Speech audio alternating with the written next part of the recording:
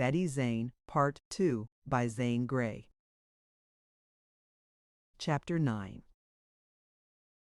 Yantwaya, or as he was more commonly called, Corn Planter, was originally a Seneca chief, but when the 5 war tribes consolidated, forming the historical 5 nations, he became their leader.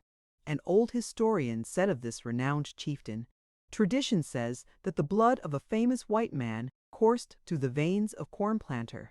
The tribe he led was originally ruled by an Indian queen of singular power and beauty. She was born to govern her people by the force of her character. Many a great chief importuned her to become his wife, but she preferred to cling to her power and dignity. When this white man, then a very young man, came to the Ohio Valley, the queen fell in love with him, and Corn Planter was their son. Corn Planter was their son. Corn Planter lived to a great age. He was a wise counselor, a great leader, and he died when he was 100 years old, having had more conceded to him by the white men than any other chieftain. General Washington wrote of him, "The merits of Corn Planter and his friendship for the United States are well known, and shall not be forgotten." But Corn Planter had not always been a friend to the Palefaces. During Dunmore's War and for years after, he was one of the most vindictive of the savage leaders against the invading pioneers. It was during this period of Corn Planter's activity against the whites that Isaac Zane had the misfortune to fall into the great chief's power. We remember Isaac last when, lost in the woods, weak from hunger and exposure, he had crawled into a thicket and had gone to sleep. He was awakened by a dog licking his face. He heard Indian voices. He got up and ran as fast as he could, but exhausted as he was, he proved no match for his pursuers. They came up with him, and seeing that he was unable to defend himself, they grasped him by the arms and led him down a well-worn bridle path. "Diem poor run, no good legs," said one of his captors, and at this the other 2 Indians laughed. Then they whooped and yelled, at which signal other Indians joined them. Isaac saw that they were leading him into a large encampment. He asked the big savage who led him what camp it was, and learned that he had fallen into the hands of Corn Planter. While being marched through the large Indian village, Isaac saw unmistakable indications of war. There was a busy hum on all sides. The squaws were preparing large quantities of buffalo meat, cutting it in long, thin strips, and were parching corn in stone vessels. The braves were cleaning rifles, sharpening tomahawks, and mixing war paints. All these things Isaac knew to be preparations for long marches and for battle. That night he heard speech after speech in the lodge next to the one in which he lay, but they were in an unknown tongue. Later he heard the yelling of the Indians and the dull thud of their feet as they stamped on the ground. He heard the ring of the tomahawks as they were struck into hard wood. The Indians were dancing the war dance round the war post. This continued with some little intermission all the 4 days that Isaac lay in the lodge, rapidly recovering his strength. The 5th day a man came into the lodge. He was tall and powerful. His hair fell over his shoulders, and he wore the scanty buckskin dress of the Indian. But Isaac knew at once he was a white man, perhaps one of the many French traders who passed through the Indian village.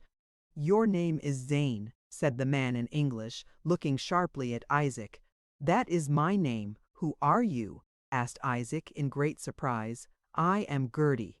"I've never seen you, but I knew Cole, Zane, and Jonathan well. I've seen your sister. You all favor one another." "Are you Simon Gertie?" "Yes." "I have heard of your influence with the Indians. Can you do anything to get me out of this? How did you happen to get over here?" "You are not many miles from Wingenund's camp," said Gertie, giving Isaac another sharp look from his small black eyes. "Gertie, I assure you I am not a spy. I escaped from the Wyandotte village on Mad River, and after traveling 3 days, I lost my way. I went to sleep in a thicket, and when I awoke, an Indian dog had found me. I heard voices and saw 3 Indians.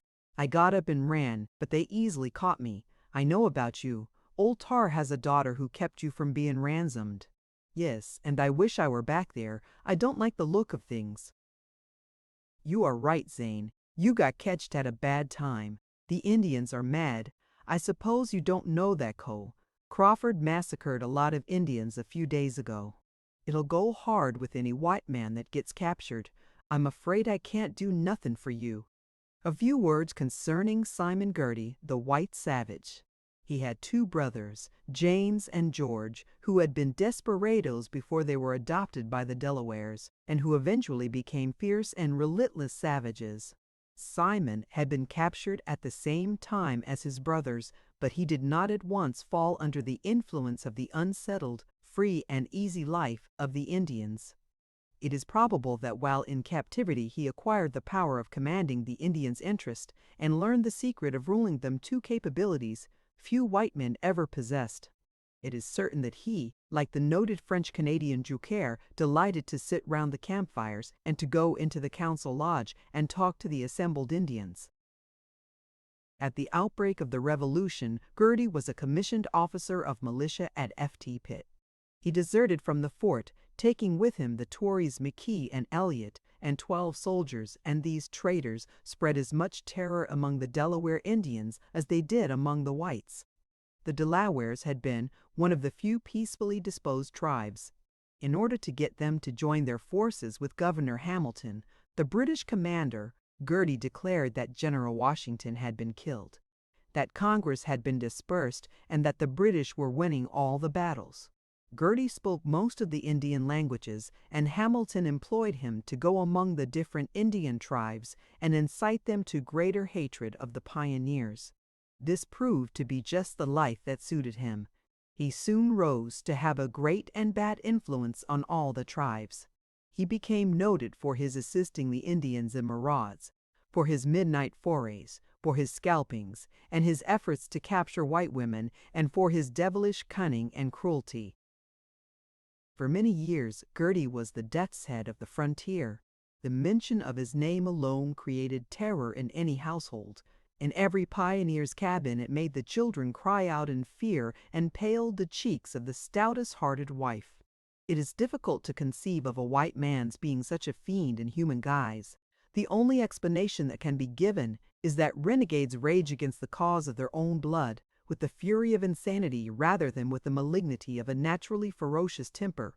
In justice to Simon Girty, it must be said that facts not known until his death showed he was not so cruel and base as believed, that some deeds of kindness were attributed to him, that he risked his life to save Kenton from the stake, and that many of the terrible crimes laid at his door were really committed by his savage brothers. Isaac Zane suffered no annoyance at the hands of Corn Planter's braves until the 7th day of his imprisonment. He saw no one except the squaw who brought him corn and meat. On that day 2 savages came for him and led him into the immense council lodge of the 5 nations. Corn Planter sat between his right-hand chiefs, Big Tree and Halftown, and surrounded by the other chiefs of the tribes. An aged Indian stood in the center of the lodge and addressed the others. The listening savages sat immovable, their faces as cold and stern as stone masks. Apparently they did not heed the entrance of the prisoner. "Zane, they're having a council," whispered a voice in Isaac's ear. Isaac turned and recognized Girty. "I want to prepare you for the worst." "Is there then no hope for me?" asked Isaac. "I'm afraid not," continued the renegade, speaking in a low whisper. "They wouldn't let me speak at the council. I told Corn Planter that killing you might bring the Hurons down on him, but he wouldn't listen. Yesterday, in the camp of the Delawares, I saw Crawford burnt at the stake. He was a friend of mine at Pitt, and I didn't dare to say one word to the frenzied Indians. I had to watch the torture. Pipe and Wingenund, both old friends of Crawford, stood by and watched him walk round the stake on the red-hot coals 5 hours. Isaac shuddered at the words of the renegade, but did not answer. He had felt from the first that his case was hopeless, and that no opportunity for escape could possibly present itself in such a large encampment. He set his teeth hard and resolved to show the red devils how a white man could die. Several speeches were made by different chiefs, and then an impressive oration by Big Tree. At the conclusion of the speeches, which were in an unknown tongue to Isaac, Corn Planter handed a war club to Halftown. This chief got up, walked to the end of the circle, and there brought the club down on the ground with a resounding thud. Then he passed the club to Big Tree. In a solemn and dignified manner, every chief duplicated Halftown's performance with the club. Isaac watched the ceremony as if fascinated. He had seen a war club used in the councils of the Hurons and knew that striking it on the ground signified war and death. "White man, you are a killer of Indians," said Cornplanter in good English. "When the sun shines again, you die." A brave came forward and painted Isaac's face black. This Isaac knew to indicate that death awaited him on the morrow.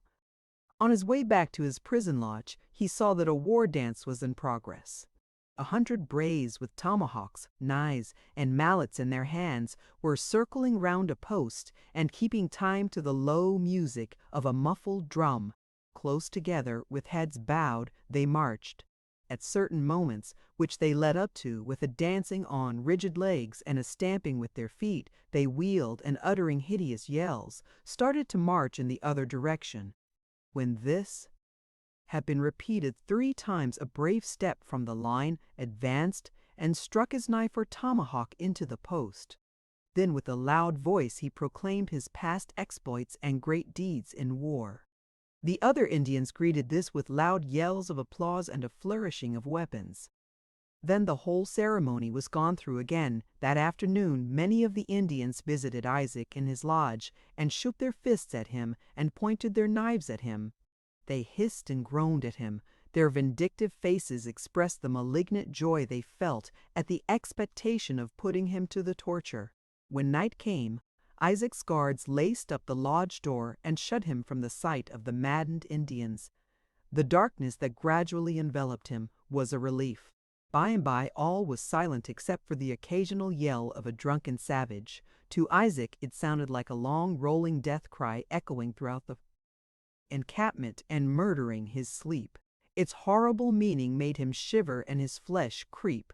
At length even that yell ceased. The watchdogs quieted down, and the perfect stillness which ensued could almost be felt. Through Isaac's mind ran over and over again the same words, his last night to live. His last night to live. He forced himself to think of other things. He lay there in the darkness of his tent, but he was far away in thought, far away in the past, with his mother and brothers before they had come to this bloodthirsty country.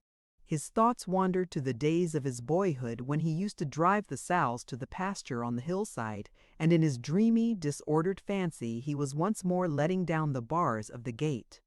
Then he was wading in the brook and whacking the green frogs with his stick. Old playmates' faces, forgotten for years, were there looking at him from the dark wall of his wigwam. There was Andrew's face, the faces of his other brothers, the laughing face of his sister, the serene face of his mother, as he lay there with the shadow of death over him. Sweet was the thought that soon he would be reunited with that mother. The images faded slowly away, swallowed up in the gloom. Suddenly a vision appeared to him.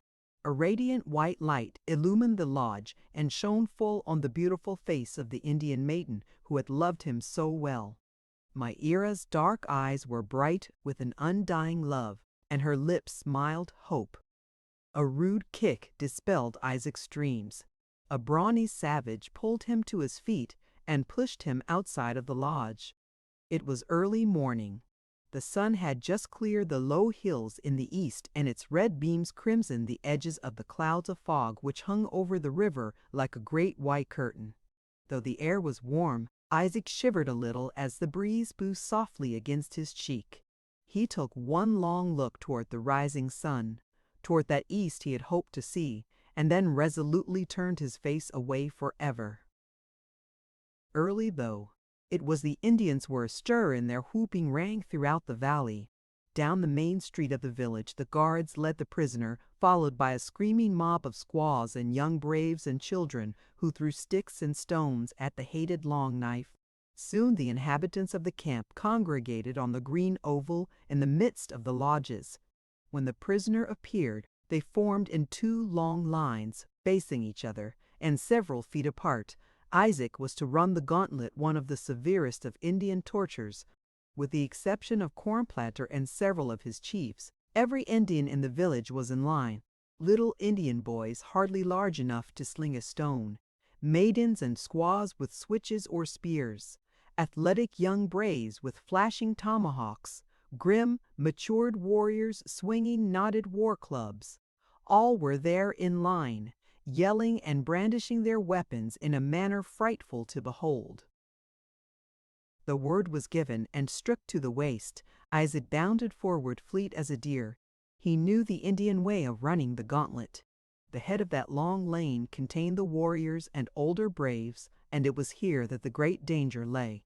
Between these lines he sped like a flash, dodging this way and that, running close in under the raised weapons, taking what blows he could on his uplifted arms, knocking this warrior over and doubling that one up with a lightning blow in the stomach, never slacking his speed for one stride, so that it was extremely difficult for the Indians to strike him effectually.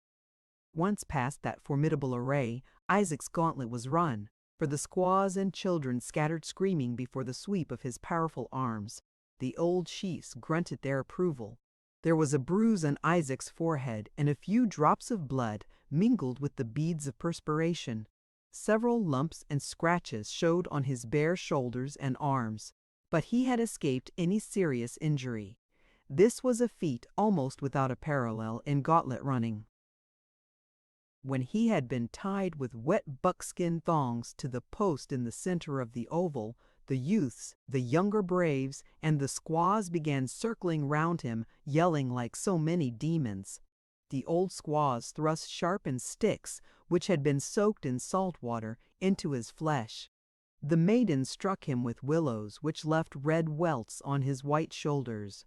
The braves buried the blades of their tomahawks in the posts, as near as possible to his head, without actually hitting him.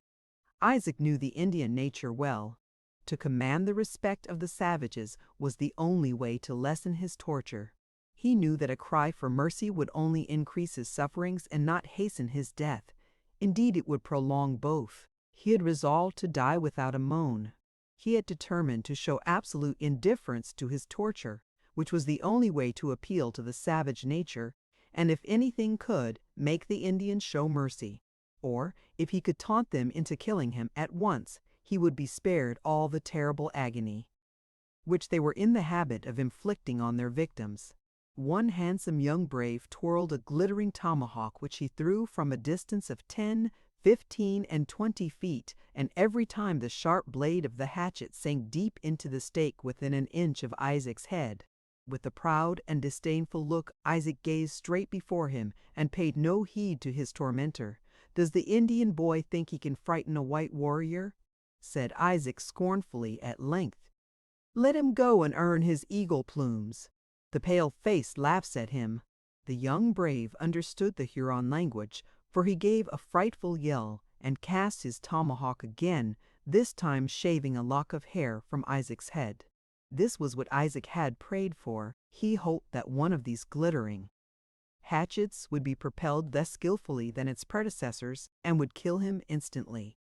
But the enraged brave had no other opportunity to cast his weapon, for the Indians jeered at him and pushed him from the line.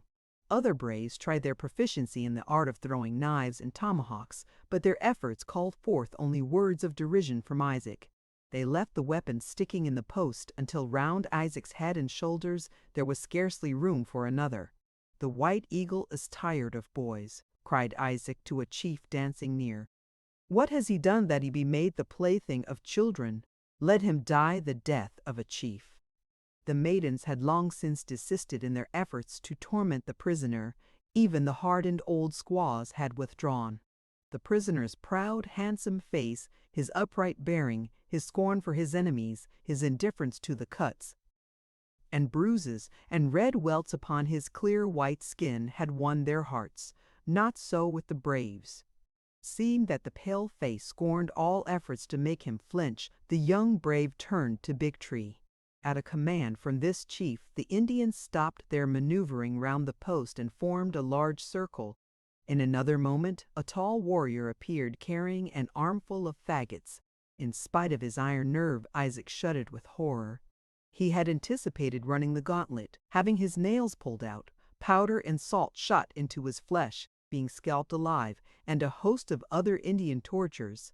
But as he had killed no members of this tribe, he had not thought of being burned alive.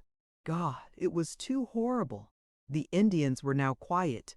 Their songs and dances would break out soon enough. They piled faggot after faggot round Isaac's feet. The Indian warrior knelt on the ground. The steel clicked on the flint. A little shower of sparks dropped on the pieces of punk, and then a tiny flame shot up, and slender little column of blue smoke floated on the air. Isaac shut his teeth hard and prayed with all his soul for a speedy death. Simon Girty came hurriedly through the lines of waiting, watching Indians. He had obtained permission to speak to the man of his own color. "Zane, you made a brave stand. Any other time but this, it might have saved you. If you want, I'll get word to your people." And then bending and placing his mouth close to Isaac's ear, he whispered, "I did all I could for you, but it must have been too late. Try and tell them at Ft. Henry," Isaac said simply. There was a little cracking of dried wood, and then a narrow tongue of red flame darted up from the pile of faggots and licked at the buckskin fringe on the prisoner's legging. At this supreme moment, when the attention of all centered on that motionless figure lashed to the stake, and when only the low chanting of the death song broke the stillness, a long piercing yell rang out on the quiet morning air. So strong, so sudden, so startling was the break in that almost perfect calm that for a moment afterward there was a silence as of death. All eyes turned to the ridge of rising ground whence that sound had come. Now came the unmistakable thunder of horses' hoofs pounding furiously on the rocky ground. A moment of paralyzed inaction ensued. The Indians stood bewildered, petrified. Then on that ridge of rising ground stood, silhouetted against the blue sky, a great black horse with arching neck and flying mane. Astride him sat a plumed warrior who waved his rifle high in the air. Again that shrill screeching yell came floating to the ears of the astonished Indians. The prisoner had seen that horse and rider before. He had heard that long yell. His heart bounded with hope. The Indians knew that yell. It was the terrible war cry of the Hurons. A horse followed closely after the leader, and then another appeared on the crest of the hill. Then came two abreast, and then four abreast, and now the hill was black with plunging horses. They galloped swiftly down the slope and into the narrow street of the village. When the black horse entered the oval, the train of racing horses extended to the top of the ridge. The plumes of the riders streamed gracefully on the breeze. Their feathers shone, their weapons glittered in the bright sunlight. Never was there more complete surprise. In the earlier morning the Hurons had crept up to within a rifle shot of the encampment, and at an opportune moment, when all the scouts and runners were round the torture stake, they had reached the hillside from which they rode into the village before the inhabitants knew what had happened. Not an Indian raised a weapon. There were screams from the women and children, a shouted command from Big Tree, and then all stood still and waited. Thundercloud, the war chief of the Wyandots, pulled his black stallion back on his haunches, not 20 feet from the prisoner at the stake. His band of painted devils closed in behind him. Full 200 strong were they, and all picked warriors tried and true. They were naked to the waist. Across their brawny chests ran a broad bar of flaming red paint. Hideous designs in black and white covered their faces. Every head had been clean-shaven except where the scalp lock bristled like a porcupine's quills. Each warrior carried a plumed spear, a tomahawk, and a rifle. The shining heads, with the little tufts of hair tied tightly close to the scalp, were enough to show that these Indians were on the warpath. From the back of one of the foremost horses, a slender figure dropped and darted toward the prisoner at the stake. Surely that wildly flying hair proved this. Was not a warrior. Swift as a flash of light, this figure reached the stake. The blazing faggots scattered right and left. A naked blade gleamed. The thongs fell from the prisoner's wrists, and the front ranks of the Hurons opened and closed on the freedman. The deliverer turned to the gaping Indians, disclosing to their gaze the pale and beautiful face of Mayira, the Wyandot princess. "Summon your chief," she commanded. The tall form of the Seneca chief moved from among the warriors and with slow and measured tread approached the maiden. His bearing fitted the leader of 5 nations of Indians. It was of one who knew that he was the wisest of chiefs, the hero of 100 battles. Who dared beard him in his den? Who dared defy the greatest power in all Indian tribes? When he stood before the maiden, he folded his arms and waited for her to speak. "My Yira claims the White Eagle," she said. Cornplanter did not answer at once. He had never seen my Yira, though he had heard many stories of her loveliness. Now he was face to face with the Indian princess whose fame had been the theme of many an Indian romance and whose beauty had been sung of in many an Indian song. The beautiful girl stood erect and fearless. Her disordered garments, torn and bedraggled and stained from the long ride, ill concealed the grace of her form. Her hair rippled from the uncovered head and fell in dusky splendor over her shoulders. Her dark eyes shone with a stern and steady fire. Her bosom swelled with each deep breath. She was the daughter of great chiefs. She looked the embodiment of savage love. "The Huron squaw is brave," said Cornplanter. "By what right does she come to free my captive? He is an adopted Wyandot. Why does the paleface hide like a fox near the camp of Cornplanter?" "He ran away. He lost the trail to the fort on the river. Cornplanter takes prisoners to kill, not to free. If you will not give him up, my Yira will take him," she answered, pointing to the long line of mounted warriors. "And should harm befall Tarhe's daughter, it will be avenged." Cornplanter looked at Thundercloud. Well, he knew that chief's prowess in the field. He ran his eyes over the silent, watching Hurons and then back to the somber face of their leader. Thundercloud sat rigid upon his stallion, his head held high, every muscle tense and strong for instant action. He was ready and eager for the fray. He and every one of his warriors would fight like 1,000 tigers for their princess, the pride of the proud race of Wyandots. Cornplanter saw this, and he felt that on the eve of important marches he dared not sacrifice one of his braves for any reason, much less a worthless pale face. And yet to let the prisoner go galled the haughty spirit of the Seneca chief. "The long knife is not worth the life of one of my dogs," he said with scorn in his deep voice. If Cornplanter willed, he could drive the Hurons before him like leaves before the storm. "Let Myra take the pale face back to her wigwam and there feed him and make a squaw of him. When he stings like a snake in the grass, remember the chief's words." Cornplanter turns on his heel from the Huron maiden who forgets her blood. When the sun reached its zenith, it shone down upon a long line of mounted Indians riding single file along the narrow trail and like a huge serpent winding through the forest and over the plain. They were Wyandot Indians, and Isaac Zane rode among them. Freed from the terrible fate which had menaced him, and knowing that he was once more on his way to the Huron encampment, he had accepted his destiny and quarreled no more with fate. He was thankful beyond all words for his rescue from the stake. Coming to a clear, rapid stream, the warriors dismounted and rested while their horses drank thirstily of the cool water. An Indian touched Isaac on the arm and silently pointed toward the huge maple tree under which Thundercloud and Mira were sitting. Isaac turned his horse and rode the short distance, intervening. When he got near, he saw that Myra stood with one arm over her pony's neck. She raised eyes that were weary and sad, which yet held a lofty and noble resolve. "White Eagle, this stream leads straight to the fort on the river," she said briefly, almost coldly. "Follow it, and when the sun reaches the top of yonder hill, you will be with your people. Go, you are free." She turned her face away. Isaac's head whirled in his amazement.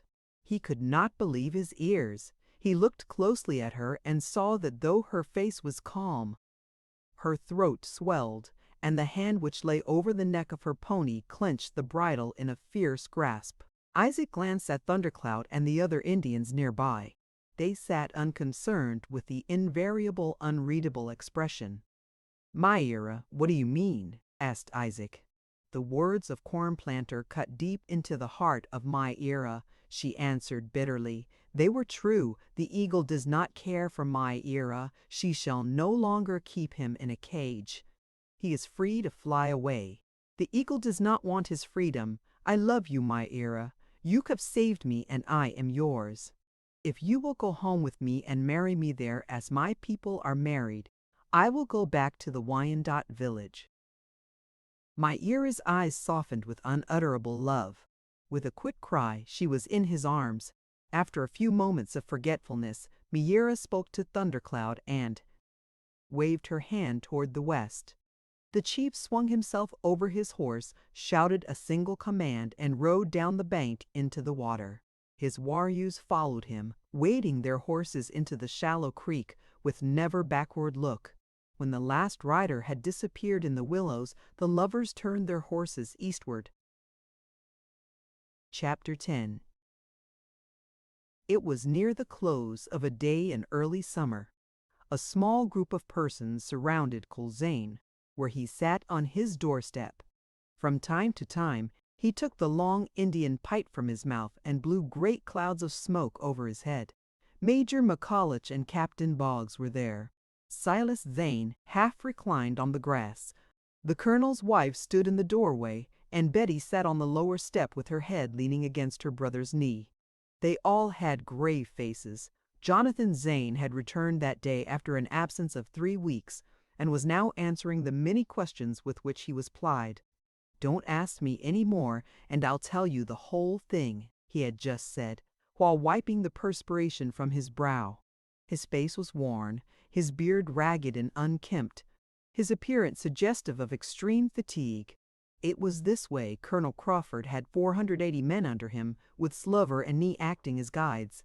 This was a large force of men and comprised soldiers from Pitt and the other forts and settlers from all along the river. See, Crawford wanted to crush the Shawnees at one blow. When we reached the Sandusky River, which we did after an arduous march, not one Indian did we see. Crawford expected to surprise the Shawnee camp, and when he found it deserted, he didn't know what to do. Slover and I both advised an immediate retreat. Crawford would not listen to us. I tried to explain to him that ever since the Gwadenhutton massacre, keen-eyed Indian scouts had been watching the border. The news of the present expedition had been carried by fleet runners to the different Indian tribes, and they were working like hives of angry bees. The deserted Shawnee village meant to me that the alarm had been sounded in the towns of the Shawnees and the Delawares, perhaps also in the Wyandotte towns to the north. Colonel Crawford was obdurate and insisted on resuming the march into the Indian country. The next day we met the Indians coming directly toward us. It was the combined force of the Delaware chiefs, Pipe and Wingenund. The battle had hardly commenced when the Redskins were reinforced by 400 warriors under Shanchoda, the Huron chief. The enemy skulked behind trees and rocks, hid in ravines, and crawled through the long grass. They could be picked off only by Indian hunters, of whom Crawford had but few, probably 50 all told. All that day we managed to keep our position, though we lost 60 men. That night we lay down to rest by great fires which we built, to prevent night surprises. Early next morning we resumed the fight. I saw Simon Girty on his white horse. He was urging and cheering the Indians on to desperate fighting. Their fire became so deadly that we were forced to retreat. In the afternoon, Slover, who had been out scouting, returned with the information that a mounted force was approaching and that he believed they were the reinforcements which Cola Crawford expected. The reinforcements came up and proved to be Butler's British Rangers from Detroit. This stunned Crawford's soldiers. The fire of the enemy became hotter and hotter. Our men were falling like leaves around us. They threw aside their rifles and ran, many of them right into the hands of the savages. I believe some of the experienced bordermen escaped, but most of Crawford's force met death on the field. I hid in a hollow log. Next day, when I felt that it could be done safely, I crawled out. I saw scalped and mutilated bodies everywhere, but did not find Crawford's body. The Indians had taken all the clothing, weapons, blankets, and everything of value. The Wyandots took a northwest trail, and the Delawares and the Shawnees traveled east. I followed the latter because their trail led toward home. 3 days later, I stood on the high bluff above Winyunen's camp. From there, I saw Colmile, Crawford tied to a stake, and a fire started at his feet. I was not 500 yards from the camp. I saw the war chiefs, Pipe and Winnanunt. I saw Simon Girty and a British officer in uniform. The chiefs and Girty were once Crawford's friends. They stood calmly by and watched the poor victim slowly burn to death. The Indians yelled and danced round the stake. They devised every kind of hellish torture. When at last an Indian ran in and tore off the scalp of the still living man, I could bear to see no more, and I turned and ran. I have been in some tough places, but this last was the worst. My God, it is awful, and to think that man Girty was once a white man, cried Zane. He came very near being a dead man, said Jonathan with grim humor. I got a long shot at him and killed his big white horse. It's a pity you missed him, said Silas Zane. Here comes Wetzel. What will he say about the massacre? Remarked Major McCulloch. Wetzel joined the group at that moment and shook hands with Jonathan. When interrogated about the failure of Cole Crawford's expedition, Wetzel said that Slover had just made his appearance at the cabin of Hugh Binnett, and that he was without clothing and almost dead from exposure. I'm glad Slover got out alive. It was against the march all along. If Crawford had listened to us, he would have averted this terrible affair and saved his own life. Lou, did Slover know how many men got out? Asked Jonathan. He said not many. The Redskins killed all the prisoners except in Crawford in night. I saw Coulon. Crawford burned at the stake. I did not see Dr. Knight.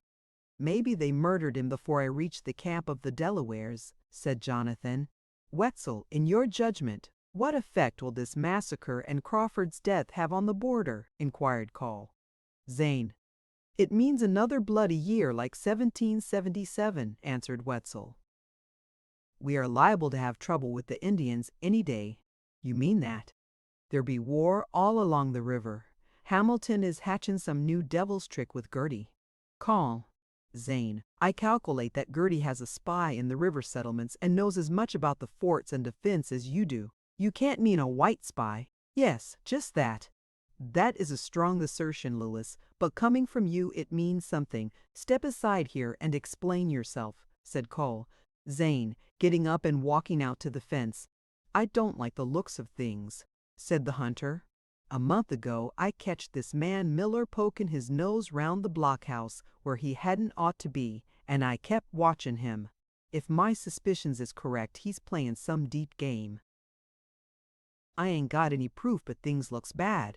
That's strange, Lewis, said Zane soberly. Now that you mention it, I remember Jonathan said he met Miller near the Kanawha 3 weeks ago. That was when Crawford's expedition was on the way to the Shawnee villages. The colonel tried to enlist Miller, but Miller said he was in a hurry to get back to the fort, and he hasn't come back yet. I ain't surprised.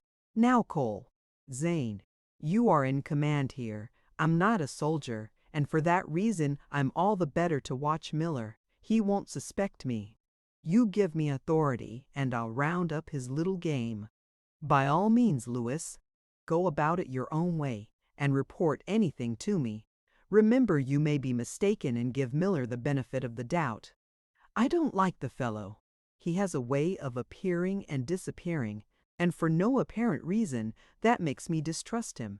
But for heaven's sake, Lou, how would he profit by betraying us? I don't know. All I know is he'll bear watching. My gracious Lou Wetzel, exclaimed Betty as her brother and the hunter rejoined the others. Have you come all the way over here without a gun? And you have on a new suit of buckskin. Lewis stood a moment by Betty, gazing down at her with his slight smile. He looked exceedingly well. His face was not yet bronzed by summer suns. His long black hair, of which he was as proud as a woman could have been, and of which he took as much care as he did of his rifle, waved over his shoulders. Betty, this is my birthday, but that ain't the reason I've got my fine feathers on. I'm going to try and make an impression on you," replied Louis, smiling. "I declare, this is very sudden, but you have succeeded. Who made the suit? And where did you get all that pretty fringe and those beautiful beads?" "That stuff I picked up round an Injun camp. The suit I made myself. I think, Louis, I must get you to help me make my new gown," said Betty roguishly. "Well, I must be getting back," said Wetzel, rising. "Oh, don't go yet." "You have not talked to me at all," said Betty petulantly. She walked to the gate with him. What can an Injun hunter say to amuse the belle of the border? "I don't want to be amused exactly. I mean, I'm not used to being unnoticed, especially by you." And then in a lower tone she continued, "What did you mean about Mr. Miller? I heard his name, and Eb looked worried. What did you tell him?" "Never mind now, Betty. Maybe I'll tell you some day. It's enough for you to know the Colonel don't like Miller, and that I think he is a bad man. You don't care nothing for Miller, do you, Betty?" "Not in the least." "Don't see him any more, Betty. Good night now, I must be going to supper. Lou, stop, or I shall run after you." "And what good would your runnin' do?" said Louis. "You'd never catch me." "Why, I could give you 20 paces start and beat you to yon tree." "You can't." "Come try it," retorted Betty, catching hold of her skirt. She could never have allowed a challenge like that to pass. "Ha, ha, we are in for a race, Betty. If you beat him, start or no start, you will have accomplished something never done before," said Cole. "Zane." "Come, Silas, step off 20 paces and make them long ones," said Betty, who was in earnest. "We'll make it 40 paces," said Silas, as he commenced taking immense strides. "What is Louis looking at?" remarked Colsane's wife. Wetzel, in taking his position for the race, had faced the river. Mrs. Zane had seen him start suddenly, straighten up, and for a moment stand like a statue. Her exclamation drew the attention of the others to the hunter. "Look!" he cried, waving his hand toward the river.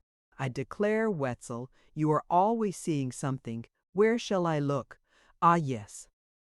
There is a dark form moving along the bank." "By Jove, I believe it's an Indian," said Call. "Zane." Jonathan darted into the house. When he reappeared second later, he had 3 rifles. "I see horses, Lou. What do you make out?" said Jonathan. "It's a bold maneuver for Indians unless they have a strong force. Hostile Injuns wouldn't show themselves like that. Maybe they ain't redskins at all. We'll go down to the bluff." "Oh, yes, let us go," cried Betty, walking down the path toward Wetzel. "Cole." Zane followed her, and presently the whole party were on their way to the river. When they reached the bluff, they saw 2 horses come down the opposite bank and enter the water.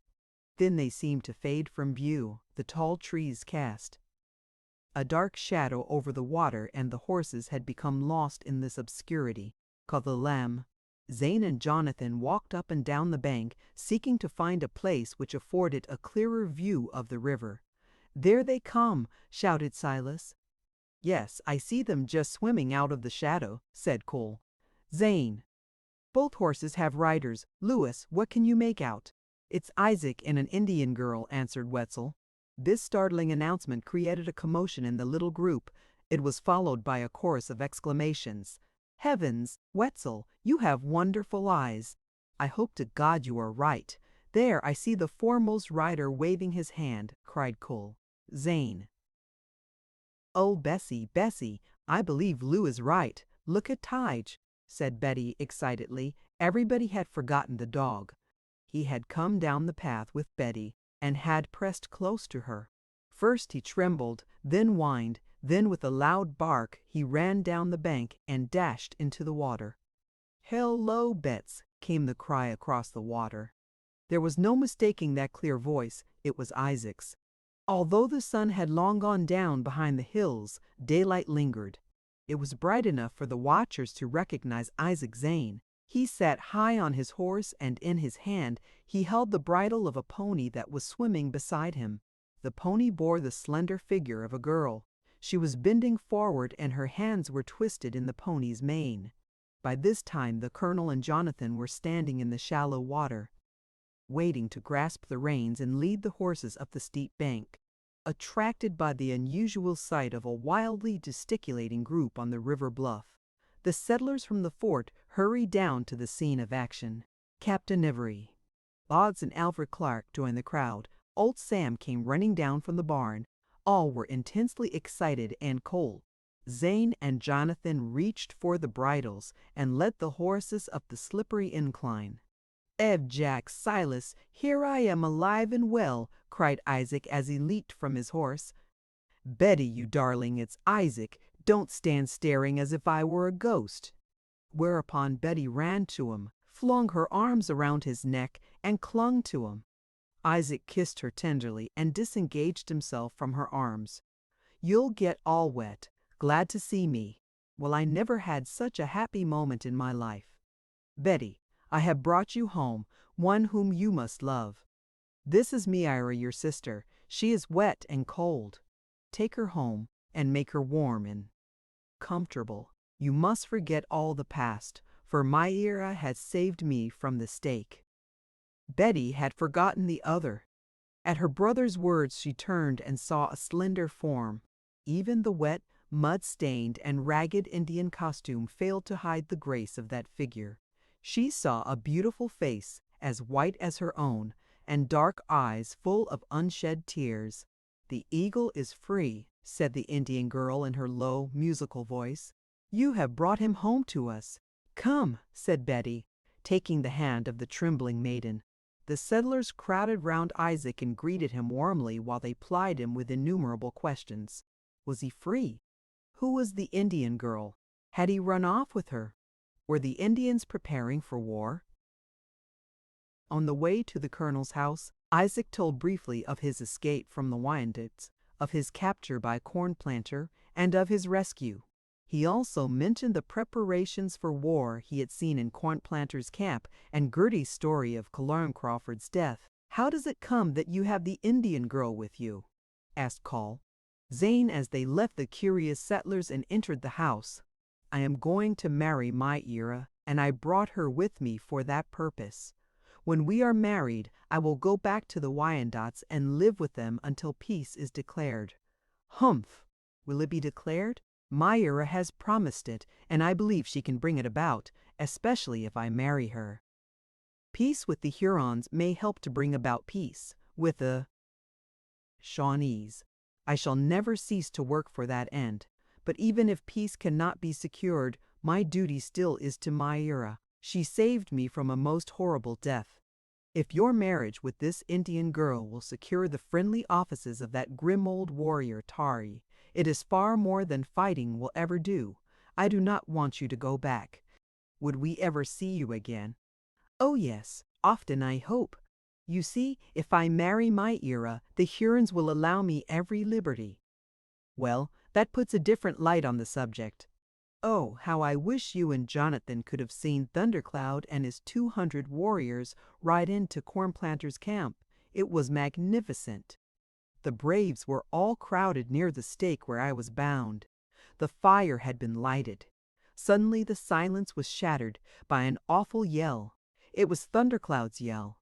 I knew it because I had heard it before, and anyone who had once heard that yell could never forget it. In what seemed an incredibly short time, Thundercloud's warriors were lined up in the middle of the camp. The surprise was so complete that, had it been necessary, they could have ridden Cornplanter's braves down, killed many, routed the others, and burned the village. Cornplanter will not get over that surprise in many a moon. Betty had always hated the very mention of the Indian girl who had been the cause of her brother's long absence from home. But she was so happy in the knowledge of his return that she felt that it was in her power to forgive much. Moreover, the white, wary face of the Indian maiden touched Betty's warm heart. With her quick intuition, she had divined that this was even a greater trial for Myra. Undoubtedly, the Indian girl feared the scorn of her lover's people. She showed it in her trembling hands and her fearful glances.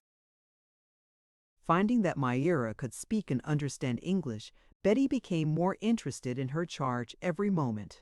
She set about to make Myra comfortable, and while she removed the wet and stained garments, she talked all the time.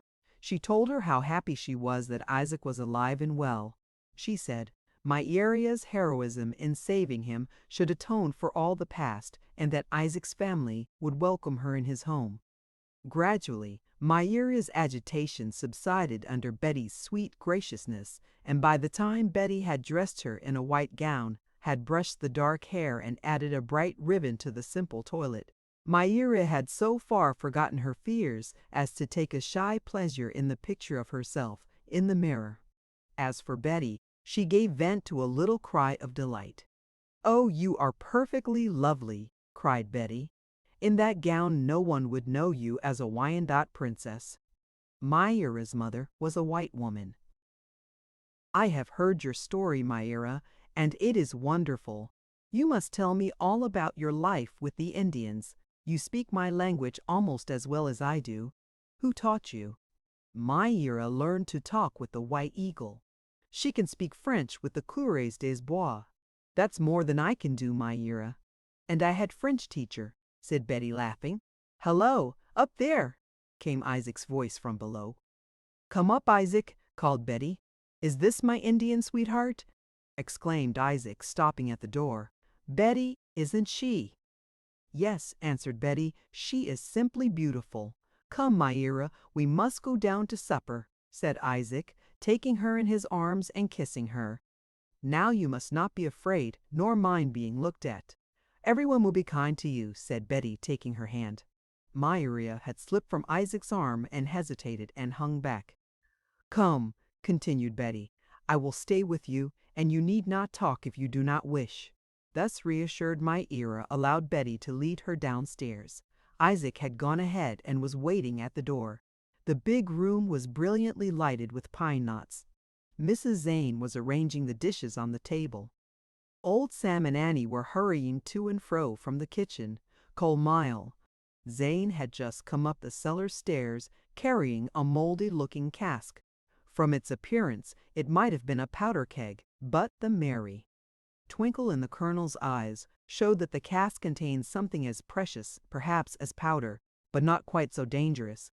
It was a cask of wine over 30 years old. With Colonel Zane's other effects, it had stood the test of the long wagon train journey over the Virginia mountains and of the raft ride down the Ohio. Colonel Zane thought the feast he had arranged for Isaac would be a fitting occasion for the breaking of the cask.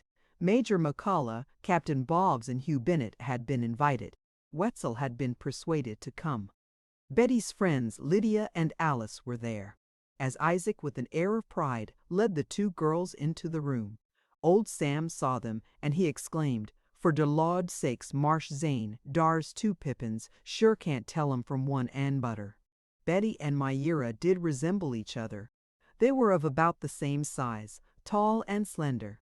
Betty was rosy, bright-eyed, and smiling. Myra was pale one moment and read the next. "Friends, this is Myra, the daughter of Tar," said Isaac simply. "We are to be married tomorrow." "Oh, why did you not tell me?" asked Betty in great surprise. She said nothing about it. "You see, Myra has that most excellent trait in a woman, knowing when to keep silent," answered Isaac with a smile. The door opened at this moment, admitting Will Martin and Alfred Clark. "Everybody is here now, Bessie, and I guess we may as well sit down to supper," said Call. Zane. "And, good friends, let me say that this is an occasion for rejoicing. It is not so much a marriage that I mean. That we might have any day if Lydia or Betty would show some of the alacrity which got a good husband for Alice. Isaac is a free man, and we expect his marriage will bring about peace with a powerful tribe of Indians. To us, and particularly to you, young people, that is a matter of great importance. The friendship of the Hurons cannot but exert an influence on other tribes. I, myself, may live to see the day that my dream shall be realized. Peaceful and friendly relations with the Indians, the freedom of the soil, well-tilled farms and growing settlements, and at last the opening of this glorious country to the world. Therefore let us rejoice. Let everyone be happy. Let your gayest laugh ring out, and tell your best story." Betty had blushed painfully at the entrance of Alfred, and again at the Colonel's remark. To add to her embarrassment, she found herself seated opposite Alfred at the table.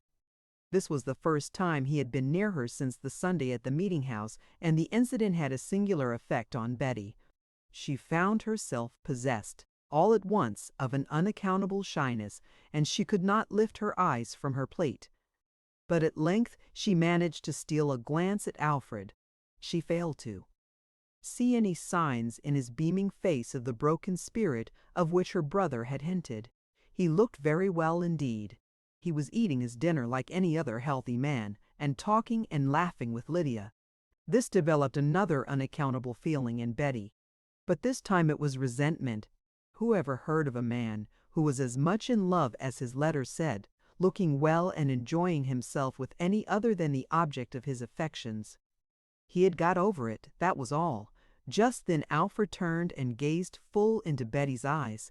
She lowered them instantly, but not so quickly that she failed to see in his a reproach. "You are going to stay with us a while, are you not?" asked Betty of Isaac. "No, Bets, not more than a day or so." "Now, do not look so distressed. I do not go back as a prisoner. Myra and I can often come and visit you. But just now I want to get back and try to prevent the Delawares from urging Tarawila war." "Isaac, I believe you are doing the wisest thing possible," said Captain Boggs. "And when I look at your bride-to-be, I confess I do not see how you remain single so long." "That's so, Captain," answered Isaac. "But you see, I have never been satisfied or contented in captivity. I wanted nothing but to be free." "In other words, you were blind," remarked Alfred, smiling at Isaac. "Yes, Alfred was. And I imagine had you been in my place you would have discovered the beauty and virtue of my princess long before I did. Nevertheless, please do not favor Myra with so many admiring glances. She is not used to it. And that reminds me that I must expect trouble tomorrow. All you fellows will want to kiss her, and Betty is going to be maid of honor. She, too, will have her troubles," remarked Zane. "Think of that, Alfred," said Isaac. "A chance to kiss the two prettiest girls on the border, a chance of a lifetime." "It is customary, is it not?" said Alfred coolly. "Yes, it's a custom, if you can catch the girl," answered Zane. Betty's face flushed at Alfred's cool assumption. How dared he? In spite of her will, she could not resist the power that compelled her to look at him. As plainly as if it were written there, she saw in his steady blue eyes the light of a memory, the memory of a kiss. And Betty dropped her head, her face burning, her heart on fire with shame and love and regret. "It'll be a good chance for me, too," said Wetzel. His remark instantly turned attention to himself. "The idea is absurd," said Isaac.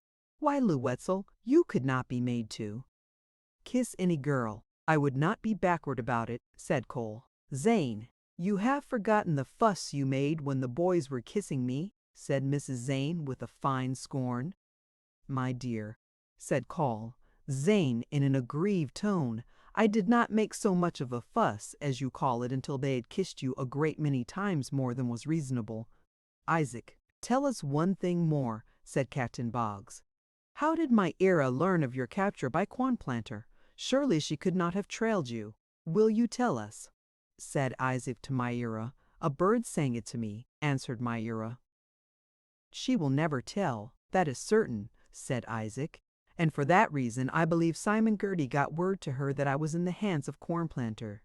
At the last moment when the Indians were lashing me to the stake, Girty came to me and said he must have been too late." "Yes, Girty might have done that," said Zane. "I suppose, though he dared not interfere in behalf of poor Crawford." "Isaac, can you get Myra to talk?"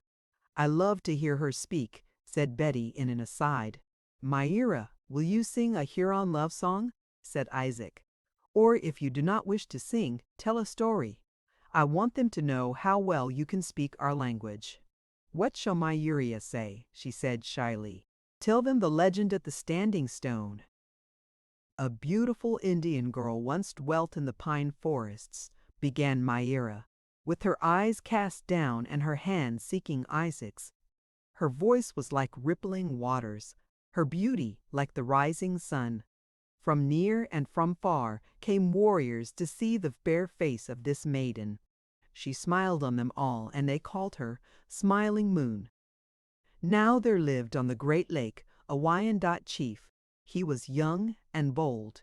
No warrior was as great as Tarho. Smiling Moon cast a spell on his heart. He came many times to woo her and make her his wife. But Smiling Moon said, "Go, do great deeds, and come again." Tarhi searched the east and the west. He brought her strange gifts from strange lands. She said, "Go and slay my enemies." Tar went forth in his war paint and killed the braves who named her Smiling Moon. He came again to her and she said, "Run swifter than the deer, be more cunning than the beaver, dive deeper than the loon." Tar passed once more to the island where dwelt Smiling Moon. The ice was thick, the snow was deep. Smiling Moon turned not from her warm fire as she said, "The chief is a great warrior, but Smiling Moon is not easily won. It is cold. Change winter into summer and then Smiling Moon will love him." Tari cried in a loud voice to the Great Spirit, "Make me a master." A voice out of the forest answered, "Tarhi, great warrior, wise chief, waste not thy time, go back to thy wigwam." Tarhi unheeding cried, "Tarhi wins or dies." Make him a master so that he may drive the ice northward. Stormed the wild tempest, thundered the rivers of ice. Chill blew the north wind, the cold northwest wind against the mild south wind. Snow spirits and hail spirits fled before the warm raindrops. The white mountains melted, and lo! It was summer. On the mountain top Tar waited for his bride. Never wearying, ever faithful, he watched many years. There he turned to stone. There he stands today, the standing stone of ages. And Smiling Moon, changed by the Great Spirit into the night wind, forever wails her lament at dusk through the forest trees and moans over the mountain tops. Myra's story elicited cheers and praises from all. She was entreated to tell another, but smilingly shook her head. Now that her shyness had worn off to some extent, she took great interest in the jest and the general conversation. Call. Zane's fine old wine flowed like water. The custom was to fill a guest's cup as soon as it was empty. Drinking much was rather encouraged than otherwise. But Colomber and Mills but accustomed to go too far in his house. "Friends, the hour grows late," he said. "Tomorrow after the great event we shall have games, shooting matches, running races, and contests of all kinds. Captain Boggs and I have arranged to give prizes, and I expect the girls can give something to lend a zest to the competition." "Will the girls have a chance in these races?" asked Isaac. "If so, I should like to see Betty and Myra run." "Betty can outrun any woman, red or white, on the border," said Wetzel. "And she could make some of the men run their level best." "Well, perhaps we shall give her one opportunity tomorrow," observed the Colonel. "She used to be good at running, but it seems to me that of late she has taken to books and—" "Oh, Eb, that is untrue," interrupted Betty. Zane laughed and patted his sister's cheek. "Never mind, Betty," and then rising he continued, "Now let us drink to the bride and groom to be. Captain Boggs, I call on you. We drink to the bride's fair beauty. We drink to the groom's good luck," said Captain Boggs, raising his cup. "Do not forget the maid of honor," said Isaac. "Yes, and the maid of honor. Mr. Clark, will you say something appropriate?" asked Call. "Zane." Rising, Clark said, "I would be glad to speak fittingly on this occasion, but I do not think I can do it justice. I believe as Cole, Zane does, that this Indian princess is the first link in that chain of peace which will someday unite the red men and the white men. Instead of the white crane, she should be called the white dove. Gentlemen, rise and drink to her long life and happiness." The toast was drunk. Then Clark refilled his cup, and holding it high over his head, he looked at Betty. Gentlemen, to the maid of honor, Miss Zane, your health, your happiness, in this good old wine." "I thank you," murmured Betty with downcast eyes. "I bid you all good night, come, Myra." Once more alone with Betty, the Indian girl turned to her with eyes like twin stars. "My sister has made me very happy," whispered Myra in her soft, low voice. Myra's heart is full. "I believe you are happy, for I know you love Isaac dearly. Myra has always loved him. She will love his sister." "And I will love you," said Betty. "I will love you because you have saved him. Ah, Myra, yours has been wonderful, wonderful love." "My sister is loved," whispered Myra. Myra saw the look in the eyes of the great hunter. It was the sad light of the moon on the water. "He loves you." And the other looked at my sister with eyes like the blue of northern skies. "He, too, loves you." "Hush!" whispered Betty, trembling and hiding her face. "Hush! Myra, do not speak of him." Chapter 11. The following afternoon the sun shone fair and warm. The sweet smell of the tan bark pervaded the air, and the birds sang their gladsome songs. The scene before the grim battle-scarred old fort was not without its picturesqueness. The low vine-covered cabins on the hillside looked more like picture houses than like real habitations of men. The mill with its burned-out roof, a reminder of the Indians, and its great wheel, now silent and still, might have been from its lonely and dilapidated appearance 100 years old. On a little knoll carpeted with velvety grass sat Isaac and his Indian bride. He had selected this vantage point because it afforded a fine view of the green square where the races and the matches were to take place. Admiring women stood around him and gazed at his wife. They gossiped in whispers about her white skin, her little hands, her beauty. The girls stared with wide open and wondering eyes. The youngsters ran round and round the little group. They pushed each other over and rolled in the long grass and screamed with delight. It was to be a gala occasion, and every man, woman, and child in the settlement had assembled on the green. Zane and Sam were planting a post in the center of the square. It was to be used in the shooting matches. Captain Boggs and Major McCulloch were arranging the contestants in order. Jonathan Zane, Will Martin, Alfred Clark, all the young men were carefully charging and priming their rifles. Betty was sitting on the black stallion which Colry, Zane had generously offered as first prize. She was in the gayest of moods and had just coaxed Isaac to lift her on the tall horse, from which height she purposed watching the sports. Wetzel alone did not seem infected by the spirit of gladsomeness which pervaded. He stood apart leaning on his long rifle and taking no interest in the proceedings behind him. He was absorbed in contemplating the forest on the opposite shore of the river. "Well, boys, I guess we are ready for the fun," called Zane cheerily. "Only one shot apiece, mind you, except in case of a tie. Now, everybody shoot his best." The first contest was a shooting match known as driving the nail. It was, as the name indicated, nothing less than shooting at the head of a nail. In the absence of a nail, for nails were scarce, one was usually fashioned from a knife blade or an old file or even a piece of silver.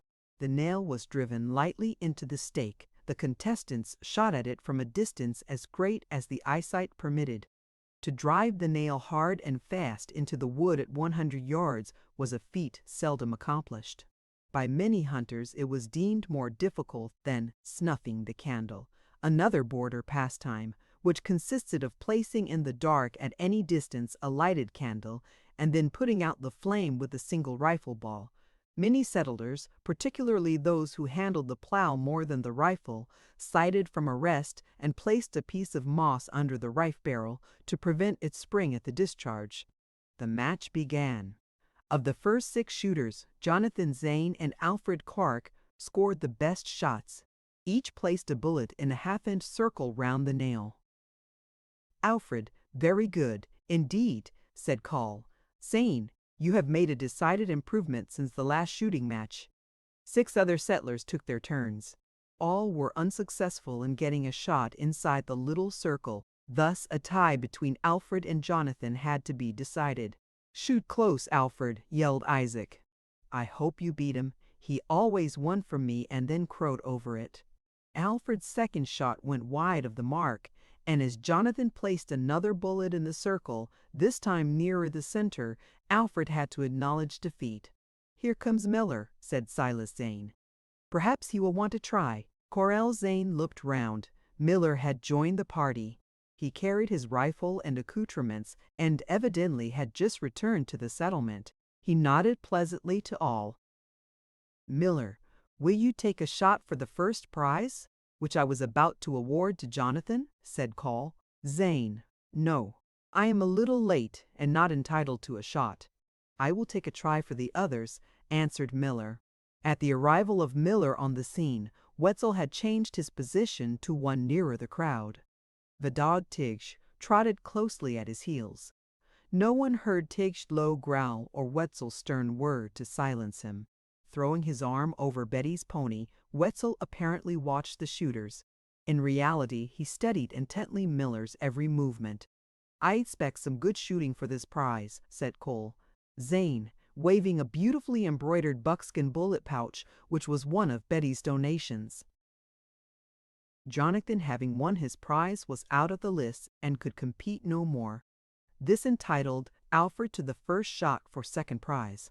He felt he would give anything he possessed to win the dainty trifle which the colonel had waved aloft. Twice he raised his rifle in his exceeding earnestness to score a good shot, and each time lowered the barrel. When finally he did shoot, the bullet embedded itself in the second circle. It was a good shot, but he knew it would never win that prize. "A little nervous, eh?" remarked Miller, with a half sneer on his swarthy face. Several young settlers followed in succession, but their aims were poor. Then little Harry Bennett took his stand. Harry had won many prizes in former matches, and many of the pioneers considered him one of the best shots in the country. "Only a few more after you, Harry," said Call. Zane: "You have a good chance." "All right, Colonel, that's Betty's prize, and somebody'll have to do some mighty tall shooting to beat me," said the lad, his blue eyes flashing as he toed the mark. Shouts and cheers of approval greeted his attempt. The bullet had passed into the wood so close to the nail that a knife blade could not have been inserted between. Miller's turn came next. He was a fine marksman, and he knew it. With the confidence born of long experience and knowledge of his weapon, he took a careful though quick aim and fired. He turned away satisfied that he would carry off the coveted prize. He had nicked the nail, but Miller reckoned without his host. Betty had seen the result of his shot and the self-satisfied smile on his face. She watched several of the settlers make poor attempts at the nail, and then, convinced that not one of the other contestants could do so well as Miller, she slipped off the horse and ran around to where Wetzel was standing by her pony. "Lou, I believe Miller will win my prize," she whispered, placing her hand on the hunter's arm. "He has scratched the nail, and I am sure no one except you can do better." "I do not want Miller to have anything of mine."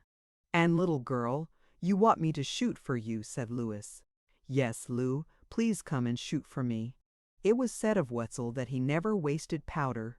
He never entered into the races and shooting matches of the settlers. Yet it was well known that he was the fleetest runner and the most unerring shot on the frontier. Therefore it was with surprise and pleasure that Zane heard the hunter say he guessed he would like one shot anyway. Miller looked on with a grim smile. He knew that, Wetzel or no Wetzel, it would take a remarkably clever shot to beat his.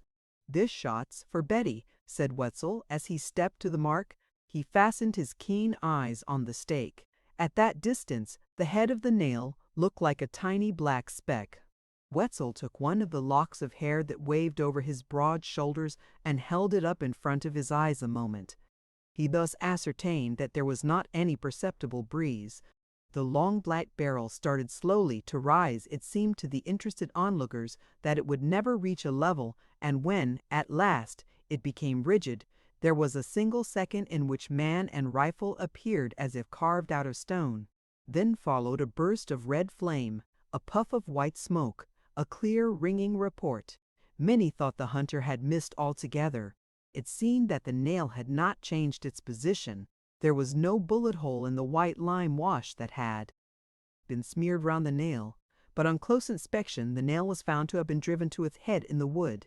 "A wonderful shot!" exclaimed Call. "Zane, Lewis, I don't remember having seen the like more than once or twice in my life." Wetzel made no answer. He moved away to his former position and commenced to reload his rifle.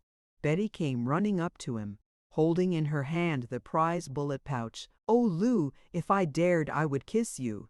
It pleases me more for you to have won my prize than if anyone else had won it.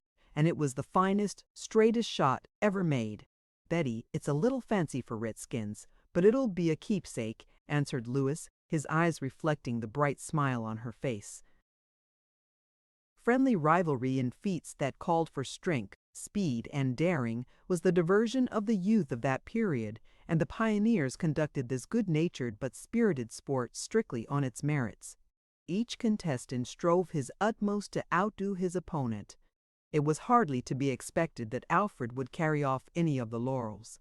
Used as he had been to comparative idleness, he was no match for the hardy lads who had been brought up and trained to a life of action, wherein a 10-mile walk behind a plow or a cord of wood chopped in a day were trifles. Alfred lost in the foot race and the sack race, but by dint of exerting himself to the limit of his strength, he did manage to take one fall out of the best wrestler. He was content to stop here and, throwing himself on the grass, endeavored to recover his breath. He felt happier today than for some time past. Twice during the afternoon he had met Betty's eyes, and the look he encountered there made his heart stir with a strange feeling of fear and hope. While he was ruminating on what had happened between Betty and himself, he allowed his eyes to wander from one person to another. When his gaze alighted on Wetzel, it became riveted there.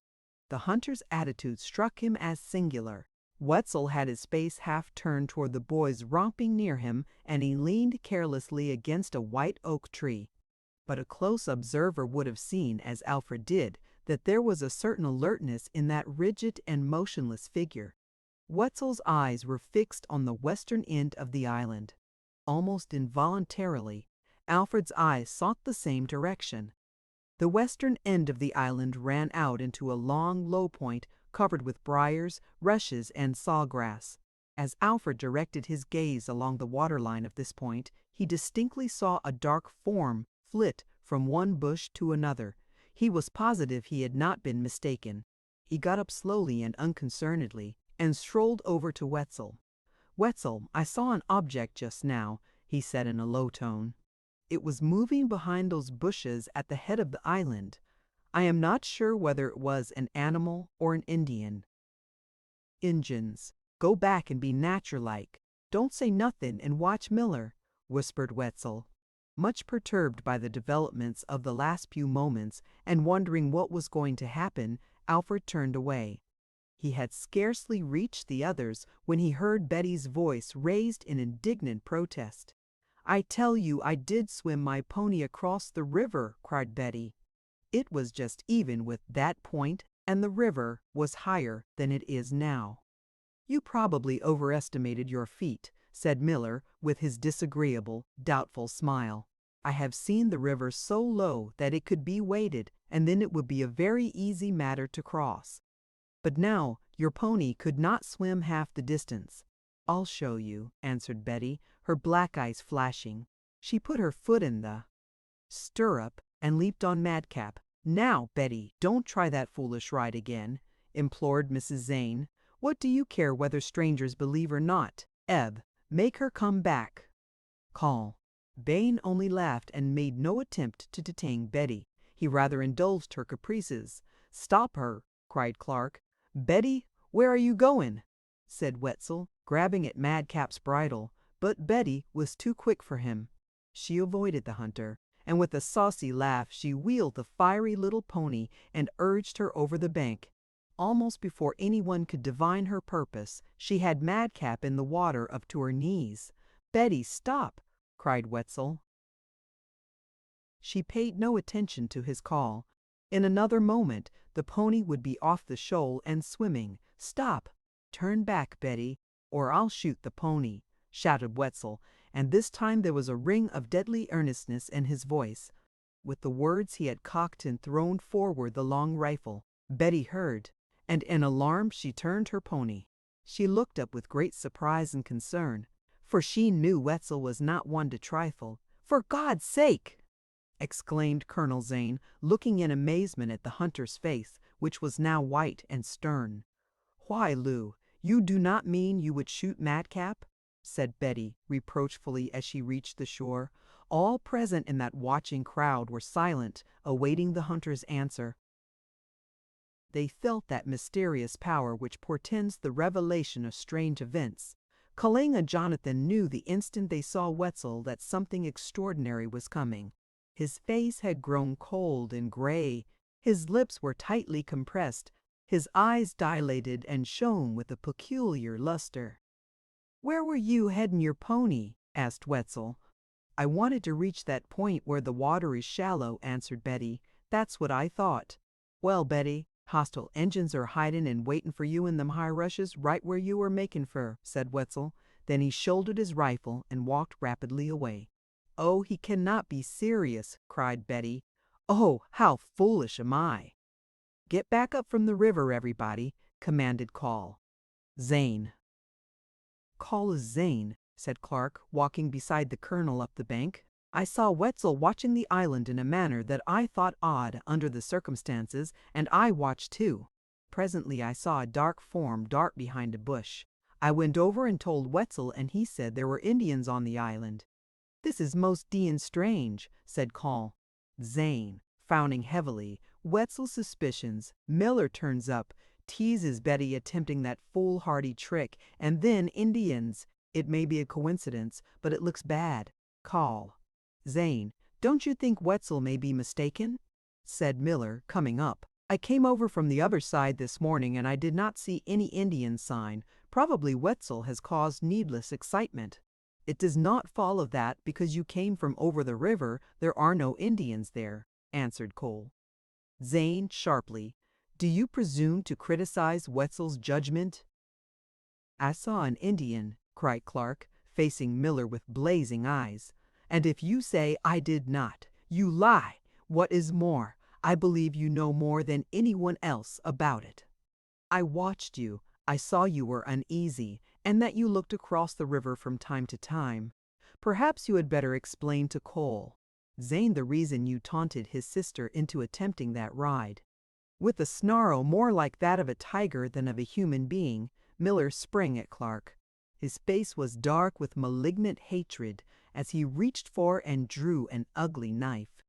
There were cries of fright from the children and screams from the women.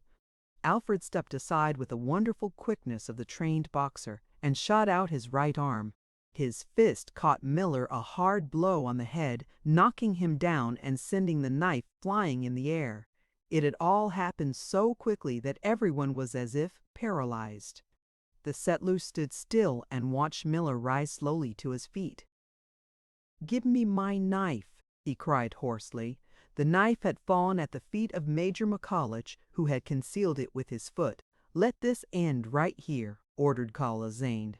"Clark, you have made a very strong statement. Have you anything to substantiate your words?" "I think I have," said Clark. He was standing erect, his face white and his eyes like blue steel. "I knew him at Ft. Pitt. He was a liar and a drunkard there. He was a friend of the Indians and of the British. What he was there, he must be here. It was Wetzel who told me to watch him. Wetzel and I both think he knew the Indians were on the island." "Call.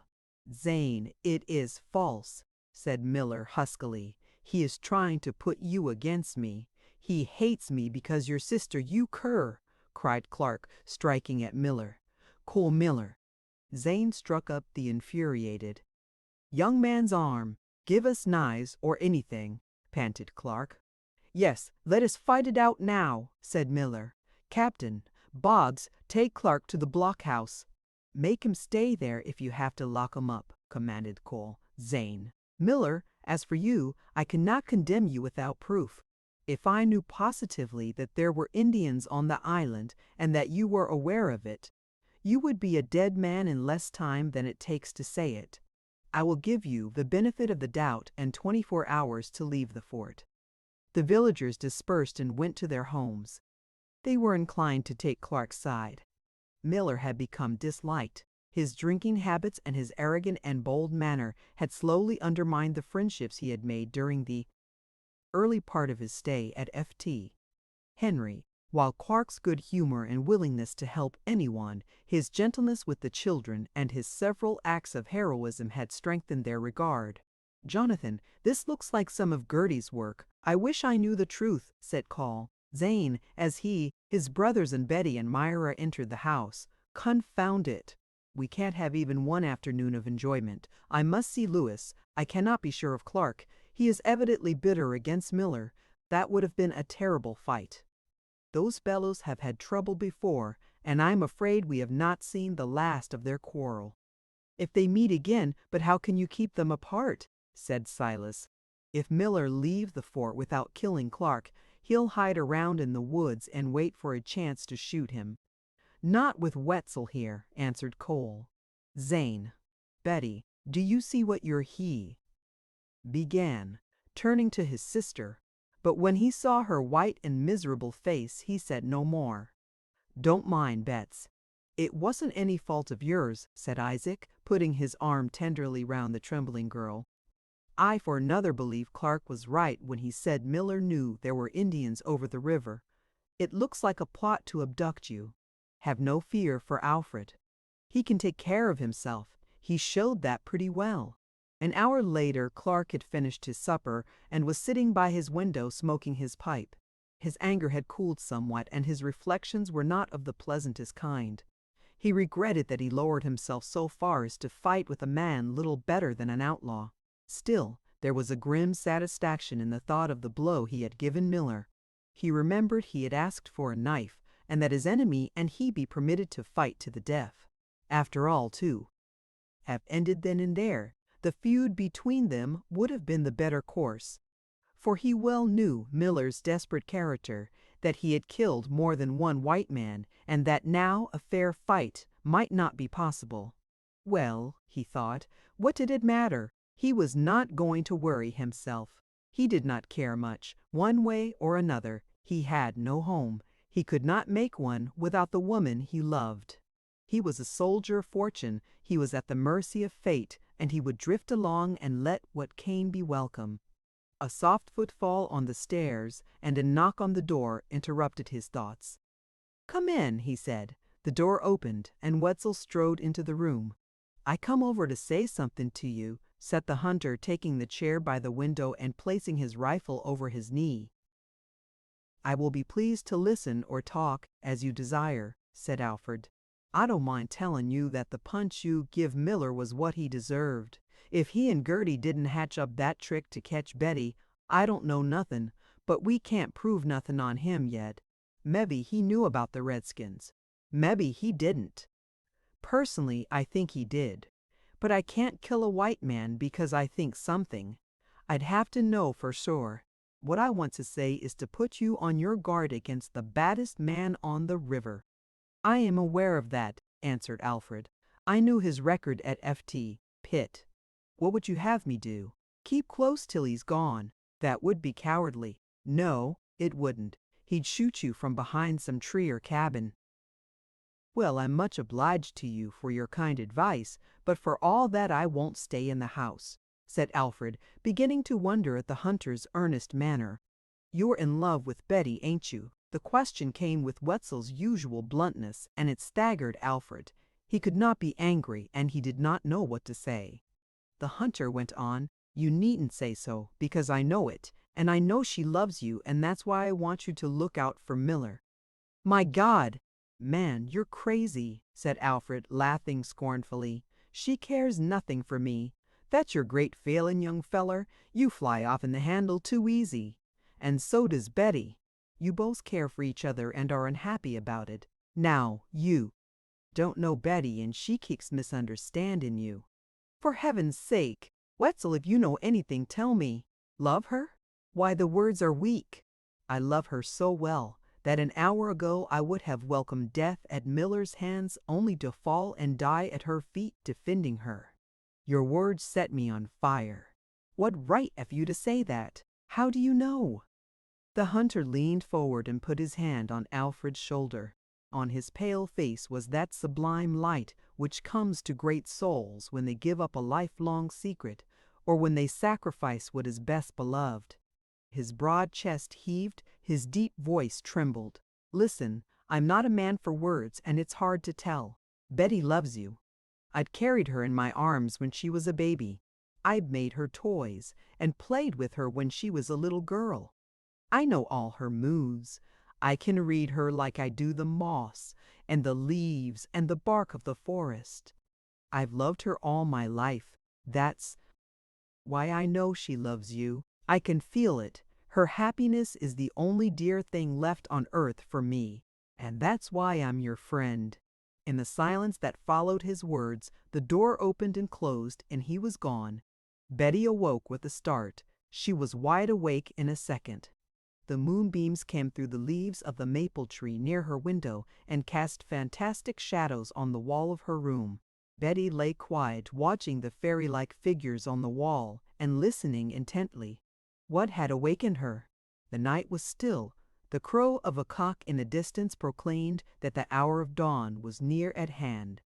She waited for Tyge's bark under her window, or Sam's voice, or the kicking and trampling of horses and the barn sounds that usually broke her slumbers in the morning. But no such noises were forthcoming. Suddenly she heard a light, quick tap-tap, and then a rattling in the corner. It was light no sound, but that made by a pebble striking the floor, bounding and rolling across the room. There it was again. Someone was tossing stones in at her window. She slipped out of bed, ran, and leaned on the windowsill and looked out. The moon was going down behind the hill, but there was light enough for her to distinguish objects. She saw a dark figure crouching by the fence. "Who is it?" said Betty, a little frightened, but more curious. "Sheesh, it's Miller," came the answer, spoken in low voice. The bent form straightened and stood erect. It stepped forward under Betty's window. The light was dim, but Betty recognized the dark face of Miller. He carried a rifle in his hand and a pack on his shoulder. "Go away, or I'll call my brother. I will not listen to you," said Betty, making a move to leave the window. "Shush, Hodge, not so loud," said Miller in a quick, hoarse whisper. "You'd better listen. I am going across the border to join Gertie. He is going to bring the Indians and the British here to burn the settlement.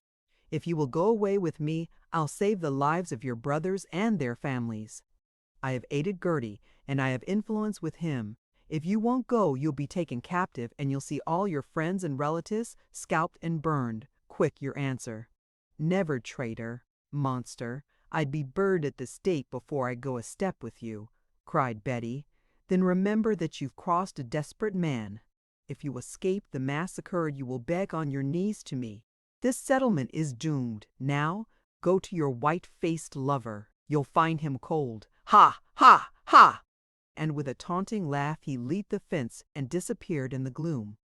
Betty sank to the floor, stunned, horrified. She shuddered at the malignity expressed in Miller's words. How had she ever been deceived in him? He was in league with Gertie. At heart, he was a savage, a renegade. Betty went over his words one by one. "Your white-faced lover, you will find him cold," whispered Betty. What did he mean? Then came the thought. Miller had murdered Clark. Betty gave one agonized quiver, as if a knife had been thrust into her side, and then her paralyzed limbs recovered the power of action. She flew out into the passageway and pounded on her brother's door. "Eb! Eb! Eb! Get up quickly, for God's sake!" she cried. A smothered exclamation, a woman's quick voice, the heavy thud of feet striking the floor, followed Betty's alarm. Then the door opened. "Hello, Bets. What's up?" said Call. Zane in his rapid voice. At the same moment the door at the end of the hall opened and Isaac came out. Betty, I heard voices outdoors and in the house. What's the row? Oh, Isaac! Oh, Eb! Something terrible has happened, cried Betty breathlessly. Then it is no time to get excited, said the colonel calmly. He placed his arm round Betty and drew her into the room. Isaac, get down the rifles. Now, Betty, time is precious.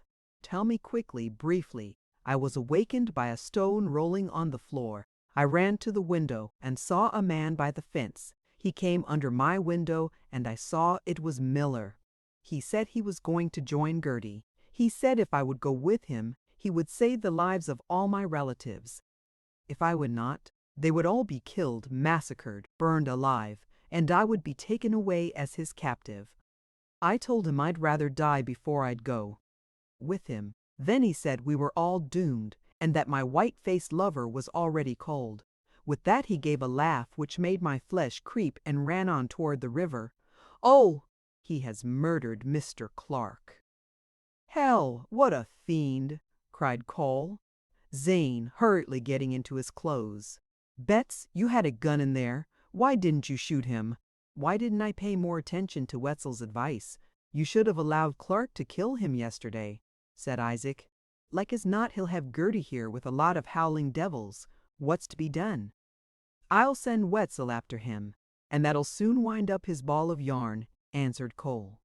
Zane, please go and find if Mr. Clark— Yes, Betty, I'll go at once. You must not lose courage, Betty. It's quite probable that Miller has killed Alfred and that there's worse to follow. I'll come, Eb, as soon as I have told Myra. She is scared half to death, said Isaac, starting for the door. All right, only hurry, said Cole. Zane, grabbing his rifle. Without wasting more words and lacing up his hunting shirt as he went, he ran out of the room. The first rays of dawn came streaking in at the window. The chill gray light brought no cheer with its herald of the birth of another day.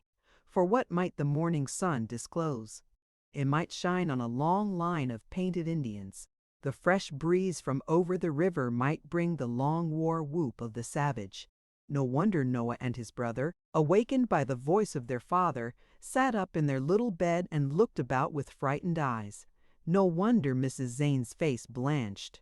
How many times she had seen her husband grasp his rifle and run out to meet danger. Bessie, said Betty, if it's true I will not be able to bear it. It's all my fault. Nonsense. You heard Eb say Miller and Clark had quarreled before. They hated each other before they ever saw you. A door banged, quick footsteps sounded on the stairs, and Isaac came rushing into the room. Betty, deathly pale, stood with her hands pressed to her bosom and looked at Isaac with a question in her eyes that her tongue could not speak. Betty, Alfred's badly hurt, but he's alive. I can tell you no more now, said Isaac. Bessie, bring your needle, silk linen, liniment, everything you need for a bad knife wound, and come quickly. Betty's haggard face changed as if some warm light had been reflected on it. Her lips moved, and with a sob of thankfulness she fled to her room. 2 hours later, while Annie was serving breakfast to Betty and Myra, cold Zane strode into the room. Well, one has to eat whatever happens, he said, his clouded face brightening somewhat. Betty, there's been bad work, bad work. When I got to Clark's room, I found him lying on the bed with a knife sticking in him. As it is, we are doubtful about pulling him through. May I see him? Whispered Betty with pale lips. If the worst comes to the worst, I'll take you over. But it would do no good now and would surely unnerve you. He still has a fighting chance. Did they fight, or was Mr. Clark stabbed in his sleep? Miller climbed into Clark's window and knifed him in the dark. As I came over, I met Wetzel and told him I wanted him to trail Miller and find if there is any truth in his threat about Gertie and the Indians. Sam just now found Tige tied fast in the fence corner back of the barn. That explains the mystery of Miller's getting so near the house. You know he always took pains to make friends with Tige. The poor dog was helpless. His legs were tied and his jaws bound fast. Oh, Miller is as cunning as an Indian. He has had this all planned out, and he has had more than one arrow to his bow. But, if I mistake not, he has shot his last one. Miller must be safe from pursuit by this time, said Betty. Safe for the present, yes, answered Cole. Zane, but while Jonathan and Wetzel live, I would not give a snap of my fingers for Miller's chances. Hello, I hear someone talking. I send for Jack and the Major. The Colonel threw open the door. Wetzel, Major McCulloch, Jonathan and Silas Zane were approaching. They were all heavily armed. Wetzel was equipped for a long chase. Double leggings were laced round his legs. A buckskin knapsack was strapped to his shoulders.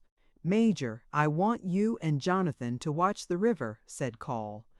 Zane. Silas, you are to go to the mouth of Yellow Creek and reconnoiter. We are in for a siege. It may be 24 hours and it may be 10 days. In the meantime, I will get the fort in shape to meet the attack. Lewis, you have your orders. Have you anything to suggest? I'll take the dog, answered Wetzel. He'll save time for me. I'll stick to Miller's trail and find Gertie's forces. I believed all along that Miller was helping Gertie, and I'm thinking that where Miller goes there, I'll find Gertie and his redskins. If it's night when I get back, I'll give the call of the hoot owl 3 times. Quick, so Jack and the Major will know I want to get back across the river. All right, Lewis, we'll be expecting you any time, said Cull. Zane. Betty. I'm going now and I want to tell you something, said Wetzel as Betty appeared. Come as far as the end of the path with me.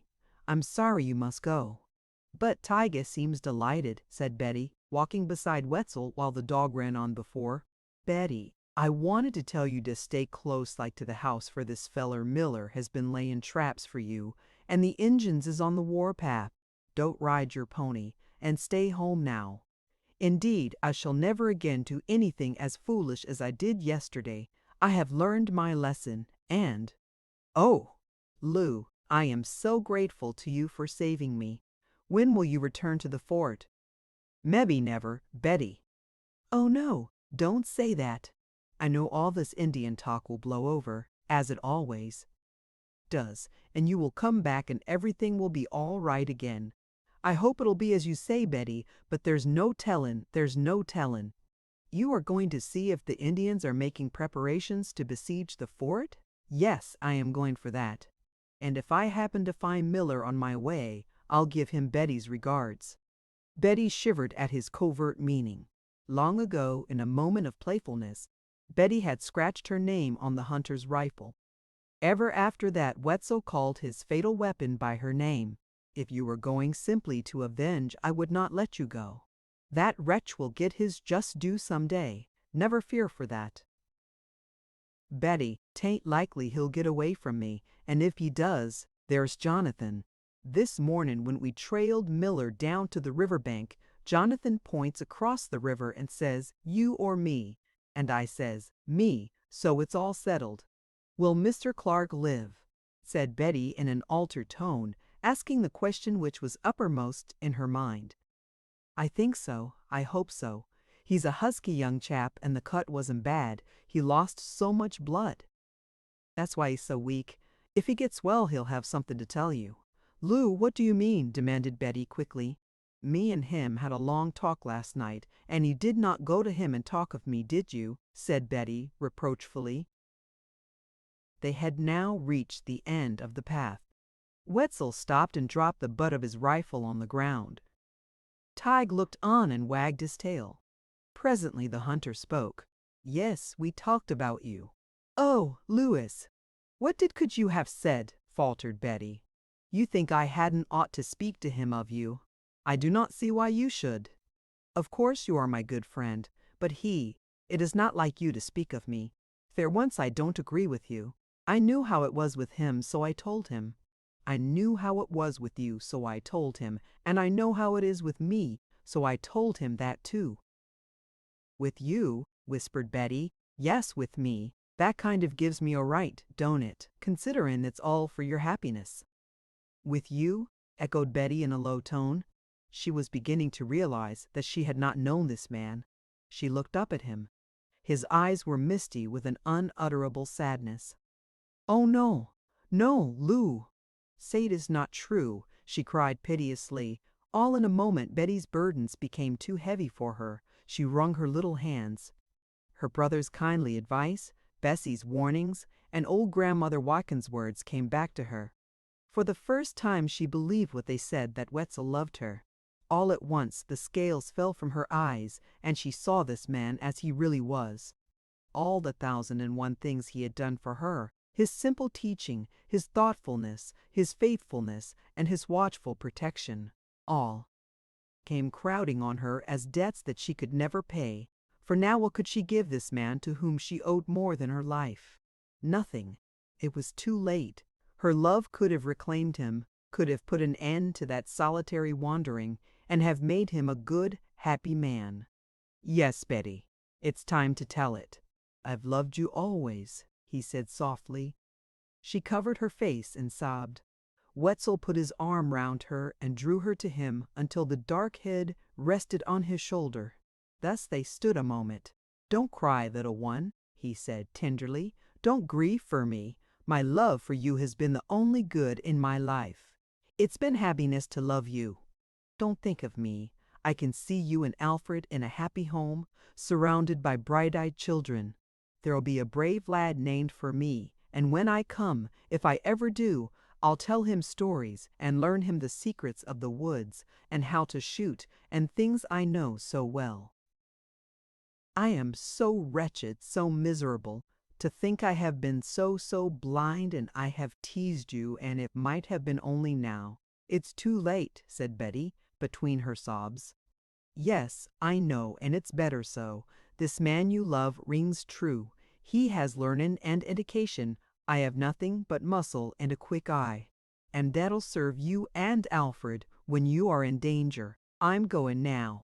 Stand here till I'm out of sight." "Kiss me good-bye," whispered Betty.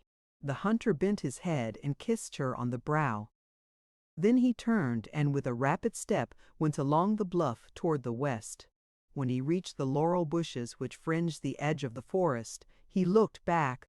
He saw the slender gray-clad figure standing motionless in the narrow path. He waved his hand and then turned and plunged into the forest. The dog looked back, raised his head, and gave a long, mournful howl. Then he too disappeared. A mile west of the settlement Wetzel abandoned the forest and picked his way down the steep bluff to the river. Here he prepared to swim to the western shore. He took off his buckskin garments, spread them out on the ground, placed his knapsack in the middle, and rolling all into a small bundle tied it round his rifle. Grasping the rifle just above the hammer, he waded into the water up to his waist, and then, turning easily on his back, he held the rifle straight up, allowing the butt to rest on his breast. This left his right arm unhampered. With a powerful back arm stroke he rapidly swam the river, which was deep and narrow at this point. In a quarter of an hour he was once more in his dry suit. He was now 2 miles below the island, where yesterday the Indians had been concealed, and where this morning Miller had crossed. Wetzel knew Miller expected to be trailed, and that he would use every art and cunning of woodcraft to elude his pursuers or to lead them into a death trap. Wetzel believed Miller had joined the Indians, who had undoubtedly been waiting for him, or for a signal from him, and that he would use them to ambush the trail. Therefore Wetzel decided he would try to strike Miller's tracks far west of the river. He risked a great deal in attempting this, because it was possible he might fail to find any trace of the spy. But Wetzel wasted not 1 second. His course was chosen. With all possible speed, which meant with him walking only when he could not run, he traveled northwest. If Miller had taken the direction Wetzel suspected, the trails of the 2 men would cross about 10 miles from the Ohio. But the hunter had not traversed more than a mile of the forest when the dog put his nose high in the air and growled. Wetzel slowed down into a walk and moved cautiously onward, peering through the green aisles of the woods. A few rods farther on Tige uttered another growl and put his nose to the ground. He found a trail. On examination, Wetzel discovered in the moss 2 moccasin tracks. 2 Indians had passed that point that morning. They were going northwest directly toward the camp of Wingenun. Wetzel stuck close to the trail all that day, and an hour before dusk he heard the sharp crack of a rifle. A moment afterward, a doe came crashing through the thicket to Wetzel's right, and bounding across a little brook, she disappeared. A tree with a bushy, leafy top had been uprooted by a storm and had fallen across the stream at this point. Wetzel crawled among the branches. The dog followed and lay down beside him. Before darkness set in, Wetzel saw that the clear water of the brook had been roiled. Therefore, he concluded that somewhere upstream, Indians had waded into the brook. Probably they had killed a deer and were getting their evening meal. Hours passed. Twilight deepened into darkness. One by one the stars appeared. Then the crescent moon rose over the wooded hill in the west, and the hunter never moved. With his head leaning against the log, he sat quiet and patient. At midnight he whispered to the dog, and crawling from his hiding place glided stealthily up the stream. Far ahead from the dark depths of the forest peeped the flickering light of a campfire. Wetzel consumed a half-hour in approaching within 100 feet of this light. Then he got down on his hands and knees and crawled behind a tree on top of the little ridge which had obstructed a view of the camp scene. From this vantage point Wetzel saw a clear space, surrounded by pines and hemlocks. In the center of this glade a fire burned briskly. 2 Indians lay wrapped in their blankets, sound asleep. Wetzel pressed the dog close to the ground, laid aside his rifle, drew his tomahawk, and lying flat on his breast commenced to work his way, inch by inch, toward the sleeping savages. The tall ferns trembled as the hunter wormed his way among them, but there was no sound, not a snapping of a twig, nor a rustling of a leaf. The night wind sighed softly through the pines. It blew the bright sparks from the burning logs and fanned the embers into a red glow. It swept caressingly over the sleeping savages, but it could not warn them that another wind, the wind of death, was near at hand. A quarter of an hour elapsed. Nearer and nearer, slowly but surely drew the hunter. With what wonderful patience and self-control did this cold-blooded nemesis approach his victims. Probably any other Indian slayer would have fired his rifle and then rushed to combat with a knife or a tomahawk. Not so Wetzel. He scorned to use powder. He crept forward like a snake gliding upon its prey. He slid one hand in front of him and pressed it down on the moss, at first gently, then firmly, and when he had secured a good hold, he slowly dragged his body forward the length of his arm. At last his dark form rose and stood over the unconscious Indians like a minister of doom. The tomahawk flashed once, twice in the firelight, and the Indians, without a moan and with a convulsive quivering and straightening of their bodies, passed from the tired sleep of nature to the eternal sleep of death. Foregoing his usual custom of taking the scalps, Wetzel hurriedly left the glade. He had found that the Indians were Shawnees, and he had expected they were Delawares. He knew Miller's red comrades belonged to the latter tribe. The presence of Shawnees so near the settlement confirmed his belief that a concerted movement was to be made on the whites in the near future. He would not have been surprised to find the woods full of redskins. He spent the remainder of that night close under the side of a log with the dog curled up beside him. Next morning Wetzel ran across the trail of a white man and 6 Indians. He tracked them all that day and half of the night before he again rested. By noon of the following day he came in sight of the cliff from which Jonathan Zane had watched the sufferings of Colum Crawford. Wetzel now made his favorite move, a wide detour, and came up on the other side of the encampment. From the top of the bluff, he saw down into the village of the Delawares. The valley was alive with Indians. They were working like beavers, some with weapons, some painting themselves, and others dancing war dances. Packs were being strapped on the backs of ponies. Everywhere was the hurry and bustle of the preparation for war. The dancing and the singing were kept up half the night.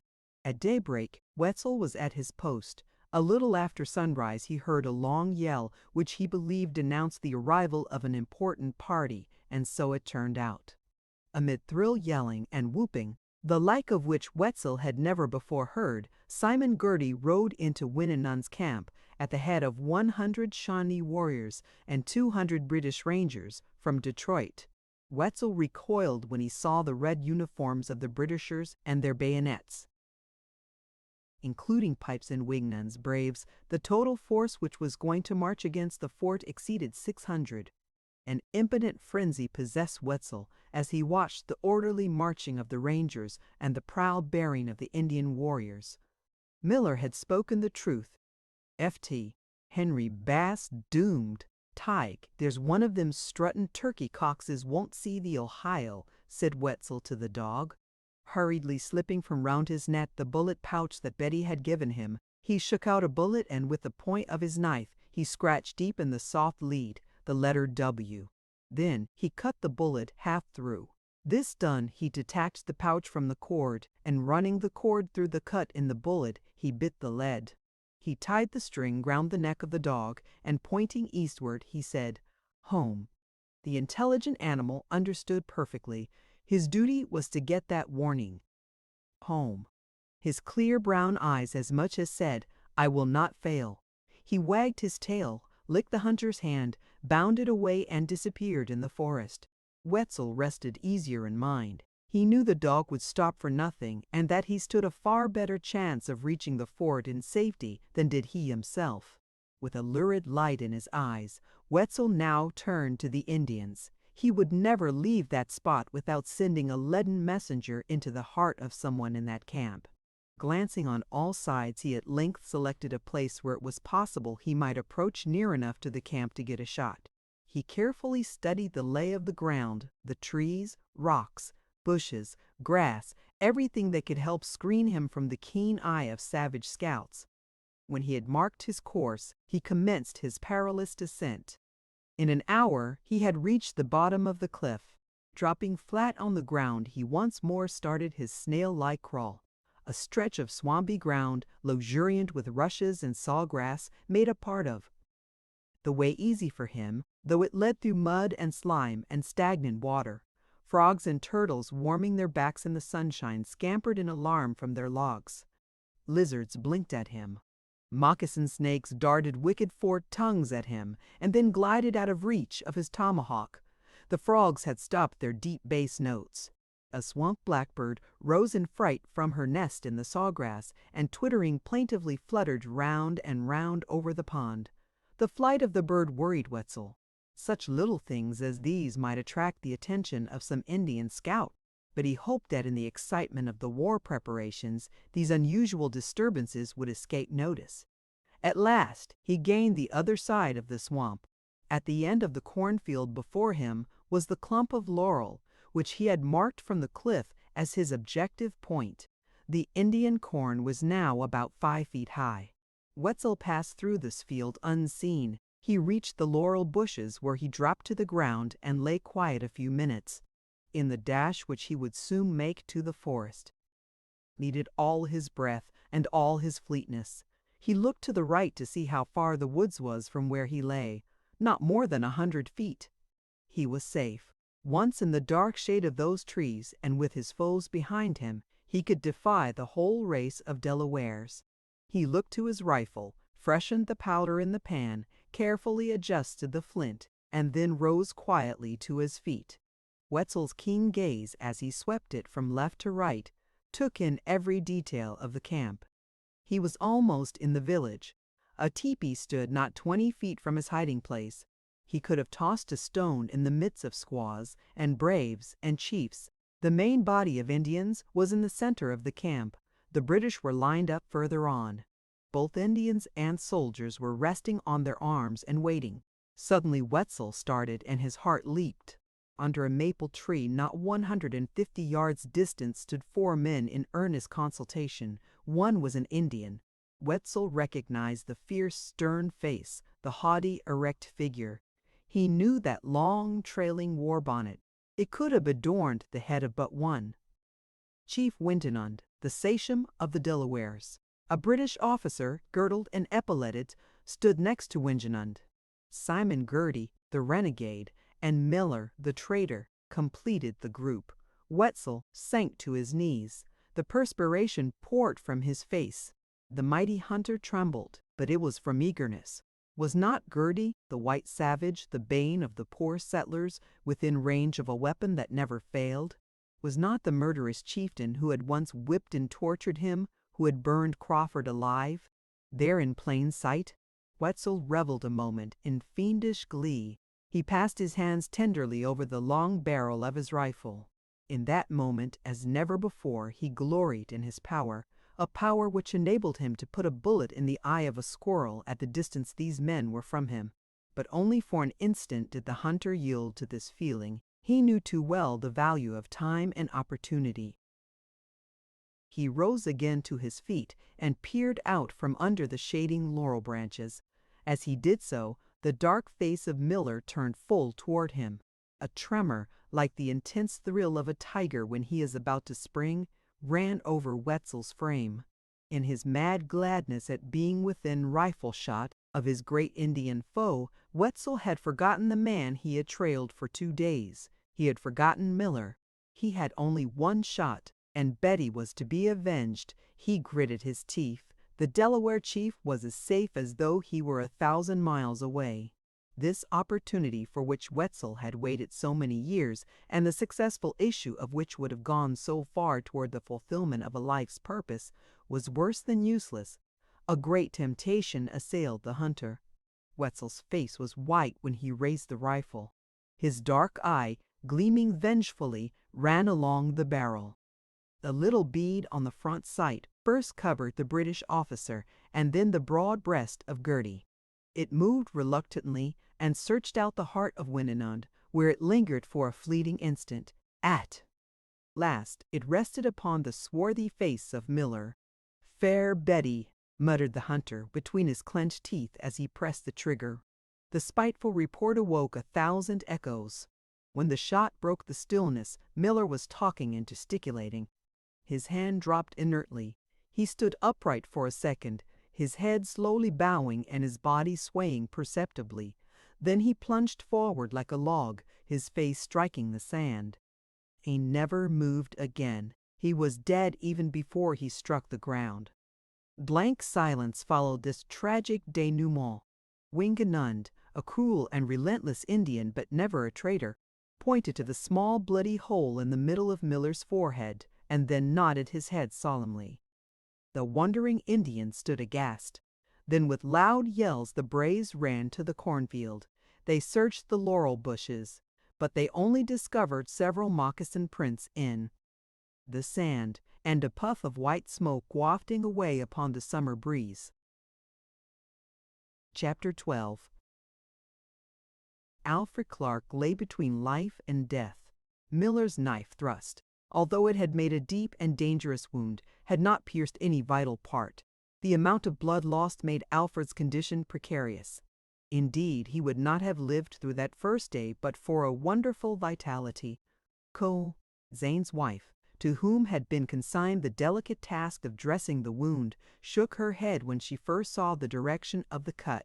She found on a closer examination that the knife blade had been deflected by a rib and had just missed the lungs. The wound was bathed, sewed up, and bandaged, and the greatest precaution taken to prevent the sufferer from loosening the linen. Every day when Mrs. Zane returned from the bedside of the young man, she would be met at the door by Betty, who, in that time of suspense, had lost her bloom, and whose pale face showed the effects of sleepless nights. "Betty, would you mind going over to the fort and relieving Mrs. Martin an hour or two?" said Mrs. Zane one day as she came home, looking worn and weary. "We are both tired to death, and now Metzar was unable to come. Clark is unconscious and will not know you. Besides, he is sleeping now." Betty hurried over to Captain Boggs' cabin next the blockhouse, where Alfred lay, and with a palpitating heart and a trepidation wholly out of keeping with the brave front she managed to assume, she knocked gently on the door. "Ah, Betty, 'tis you, bless your heart," said a matronly little woman who opened the door. "Come right in." "He is sleeping now, poor fellow, and it's the first real sleep he has had. He has been raving crazy 48 hours. Mrs. Martin, "What shall I do?" whispered Betty. "Oh, just watch him, my dear," answered the elder woman. "If you need me, send one of the lads up to the house for me. I shall return as soon as I can. Keep the flies away. They are bothersome and bathe his head every little while. If he wakes and tries to sit up, as he does sometimes, hold him back. He is as weak as a cat. If he raves, soothe him by talking to him. I must go now, dearie." Betty was left alone in the little room. Though she had taken a seat near the bed where Alfred lay, she had not dared to look at him. Presently, conquering her emotion, Betty turned her gaze on the bed. Alfred was lying easily on his back, and notwithstanding the warmth of the day he was covered with a quilt. The light from the window shone on his face. How deathly white it was!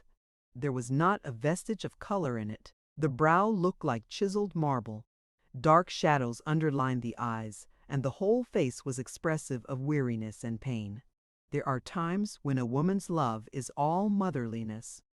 All at once, this man seemed to Betty like a helpless child. She felt her heart go out to the poor sufferer with a feeling before unknown. She forgot her pride and her fears, and her disappointments. She remembered only that this strong man lay there at death's door because he had resented an insult to her. The past with all its bitterness rolled away and was lost, and in its place welled up a tide of forgiveness, strong and sweet and hopeful. Her love, like a fire that had been choked and smothered, smoldering but never extinct, and which blazes up with the first breeze, warmed and quickened to life with the touch of her hand on his forehead. An hour passed. Betty was now at her ease and happier than she had been for months. Her patient continued to sleep peacefully and dreamlessly. With a feeling of womanly curiosity, Betty looked around the room. Over the rude mantelpiece were hung a sword, a brace of pistols, and 2 pictures. These last interested Betty very much. They were portraits. One of them was a likeness of a sweet-faced woman who Betty instinctively knew was his mother. Her eyes lingered tenderly on that face, so like the one lying on the pillow. The other portrait was of a beautiful girl whose dark, magnetic eyes challenged Betty. Was this his sister or someone else? She could not restrain a jealous twinge, and she felt annoyed to find herself comparing that face with her own. She looked no longer at that portrait but recommenced her survey of the room. Upon the door hung a broad-brimmed hat with eagle plumes stuck in the band. A pair of high-chopped riding boots, a saddle, and a bridle lay on the floor in the corner. The table was covered with Indian pipes, tobacco pouches, spurs, silk stocks, and other articles. Suddenly, Betty felt that someone was watching her. She turned timidly toward the bed and became much frightened when she encountered the intense gaze from a pair of steel blue eyes. She almost fell from the chair, but presently she recollected that Alfred had been unconscious for days, and that he would not know who was watching by his bedside. "Mother, is that you?" asked Alfred in a weak, low voice.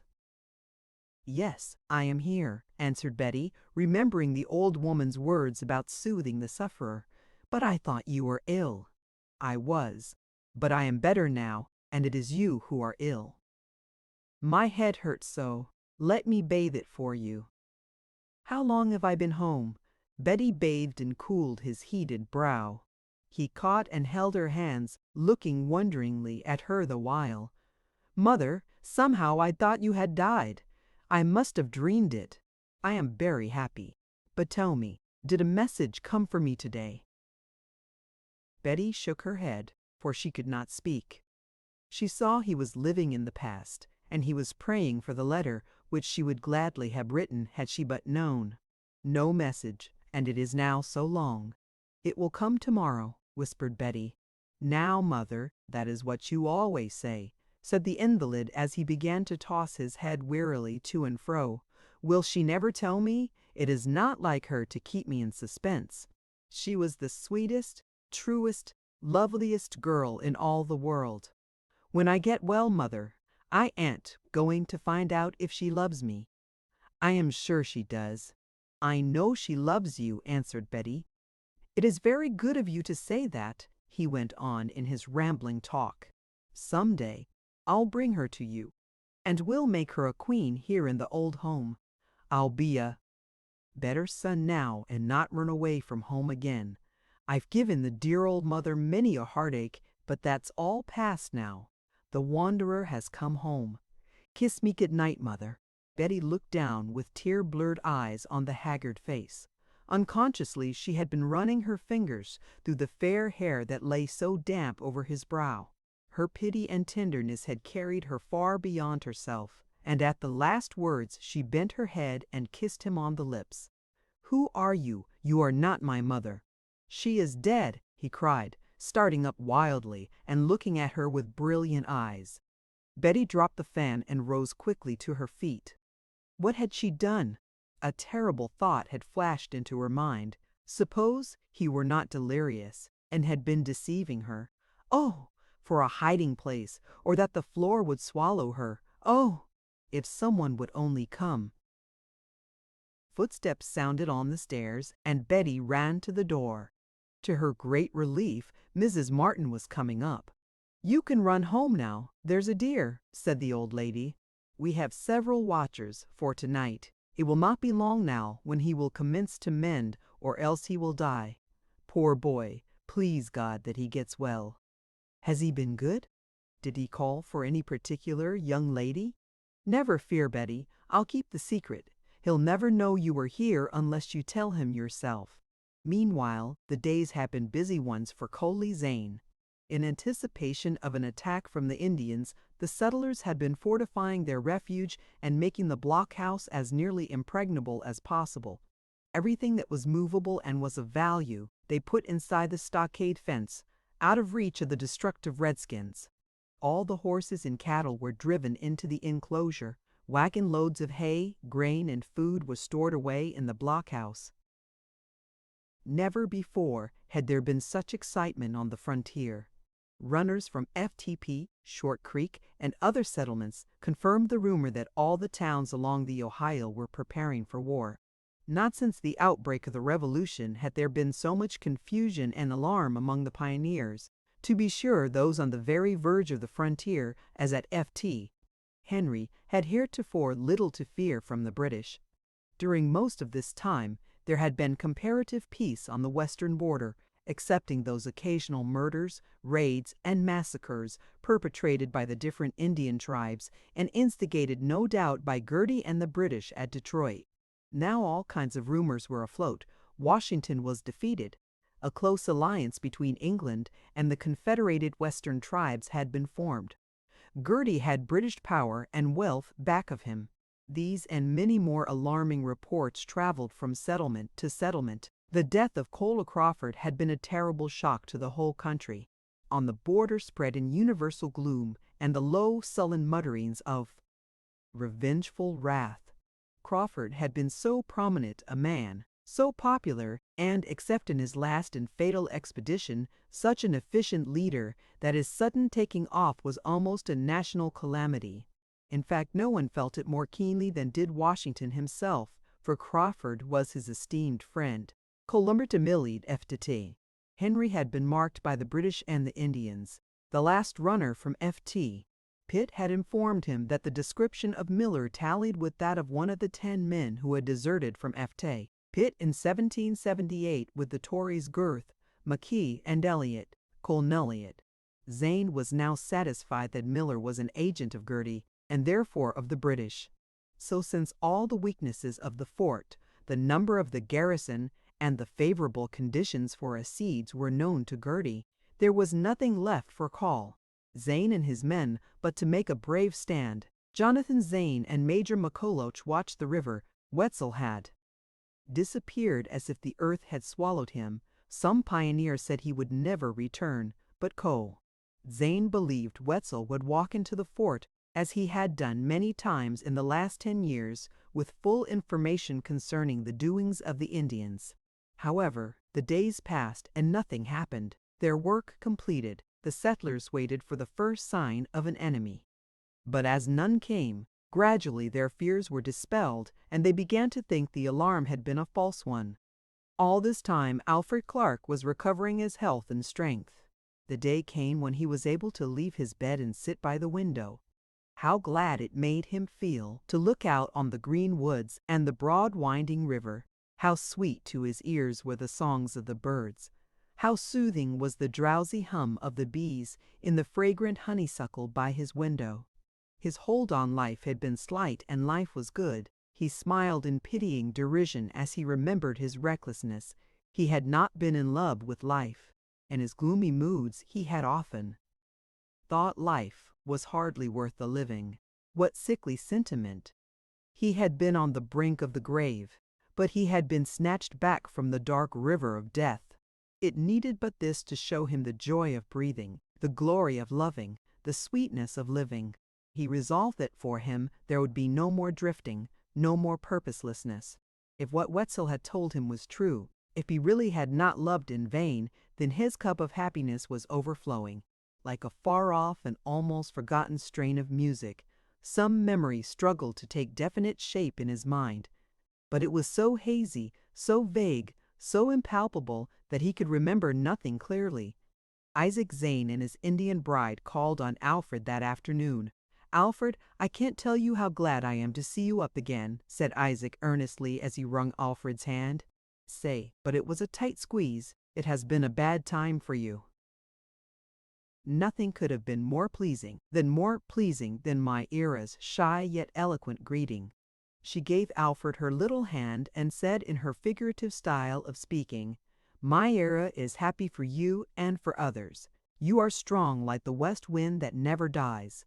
Myra and I are going this afternoon, and we came over to say goodbye to you.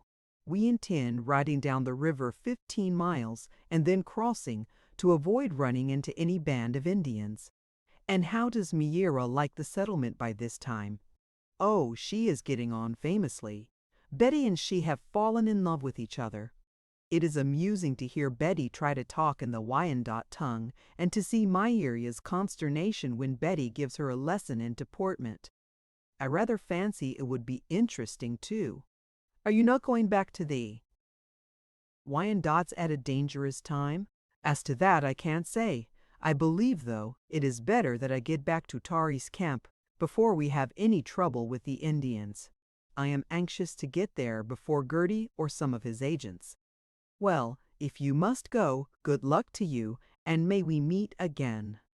It will not be long, I am sure. And, old man," he continued with a bright smile, "when Myra and I come again to F.T. Henry, we expect to find all well with you. Cheer up and goodbye." All the preparations had been made for the departure of Isaac and Myra to their far-off Indian home. They were to ride the Indian ponies on which they had arrived at the fort. Kala Zane had given Isaac one of his pack horses. This animal carried blankets, clothing, and food, which ensured comparative comfort in the long ride through the wilderness. "We will follow the old trail until we reach the hickory swale," Isaac was saying to the colonel. "And then we will turn off and make for the river. Once across the Ohio, we can make the trip in 2 days." "I think you'll make it all right," said Cole. "Zane, even if I do meet Indians, I shall have no fear, for I have a protector here," answered Isaac as he led Myra's pony to the step. "Goodbye, Myra. He is yours, but do not forget he is dear to us," said Betty, embracing and kissing the Indian girl. "My sister does not know Myra. The White Eagle will return. Goodbye, Bets. Don't cry. I shall come home again, and when I do, I hope I shall be in time to celebrate another event, this time with you as the heroine. Goodbye, goodbye." The ponies cantered down the road. At the bend, Isaac and Myra turned and waved their hands until the foliage of the trees hid them from view. "Well, these things happen naturally enough. I suppose they must be. But I should much have preferred Isaac staying here. Hello, what the deuce is that? By Lord, it's Tige." The exclamation following call. Zane's remarks had been called forth by Betty's dog. He came limping painfully up the road from the direction of the river. When he saw Colamder Owl, "Zane," he whined and crawled to the colonel's feet. The dog was wet and covered with burrs, and his beautiful glossy coat, which had been Betty's pride, was dripping with blood. Silas, Jonathan, come here, cried Cole. Zane. Here's Tige, back without Wetzel, and the poor dog has been shot almost to pieces. What does it mean? Indians, said Jonathan, coming out of the house with Silas and Mrs. Zane and Betty, who had heard the colonel's call. He has come a long way. Look at his feet. They are torn and bruised, continued Jonathan, and he has been near Winninan's camp. You see that red clay on his paws. There is no red clay that I know of round here, and there are miles of it this side of the Delaware camp. What is the matter with Tige? Asked Betty. He is done for. Shot through, poor fellow. How did he ever reach home? Said Silas. Oh, I hope not, dear old Tige, said Betty as she knelt and tenderly placed the head of the dog in her lap. Why, what is this? I never put that there. Jack, look here. There is a string around his neck, and Betty pointed excitedly to a thin cord which was almost concealed in the thick, curly hair. Good gracious, Ev, look! It is the string off the prize bullet pouch I made, and that Wetzel won on Isaac's wedding day. It is a message from Lou, said Betty. Well, by heavens, this is strange. So it is.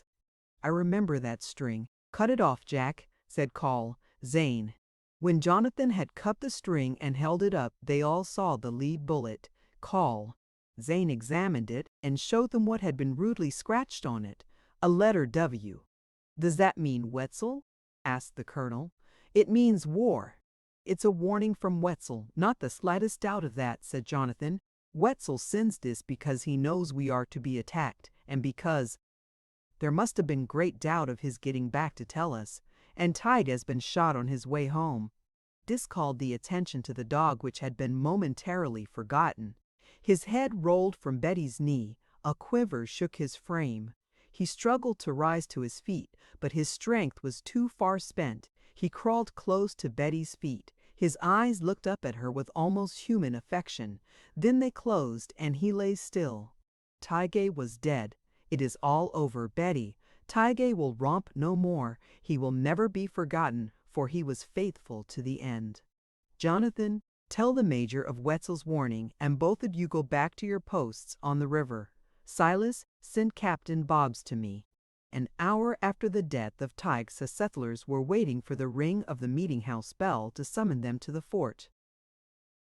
Supper at Cole. Zane's that night was not the occasion of good-humored jest and pleasant conversation. Mrs. Zane's face wore a distressed and troubled look. Betty was pale and quiet. Even the colonel was gloomy, and the children, missing the usual cheerfulness of the evening meal, shrank close to their mother.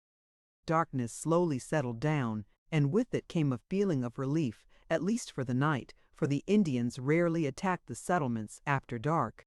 Captain Boggs came over, and he and Zane conversed in low tones. The first thing in the morning I want you to ride over to Short Creek for reinforcements. I'll send the major also, and by a different route. I expect to hear tonight from Wetzel. 12 times has he crossed that threshold with the information which made an Indian surprise impossible, and I feel sure he will come again. What was that? Said Betty, who was sitting on the doorstep.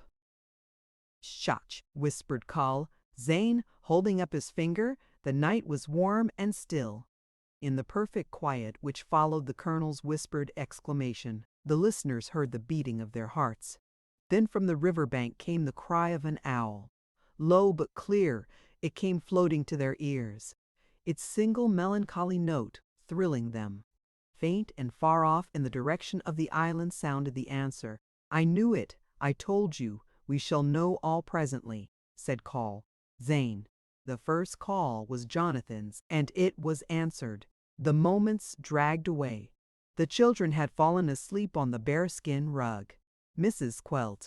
Zane and Betty had heard the colonel's voice, and sat with white faces, waiting, for they knew not what. A familiar, light moccasined tread sounded on the path. A tall figure loomed up from the darkness. It came up the path, passed up the steps, and crossed the threshold. Wetzel! Exclaimed Zane and Captain Boggs. It was indeed the hunter. How startling was his appearance! The buckskin hunting coat and neggings were wet, torn, and bespattered with mud. The water ran and dripped from him to form little muddy pools on the floor. Only his rifle and powder horn were dry. His face was ghastly white, except where a bullet wound appeared on his temple, from which the blood had oozed down over his cheek. An unearthly light gleamed from his eyes. In that moment Wetzel was an appalling sight. "Calla I'd been here days before, but I run into some Shawnees, and they gave me a hard chase. I have to report that Gertie, with 400 Injuns and 200 Britishers, are on the way to Ft. Henry." "My God!" exclaimed Cole.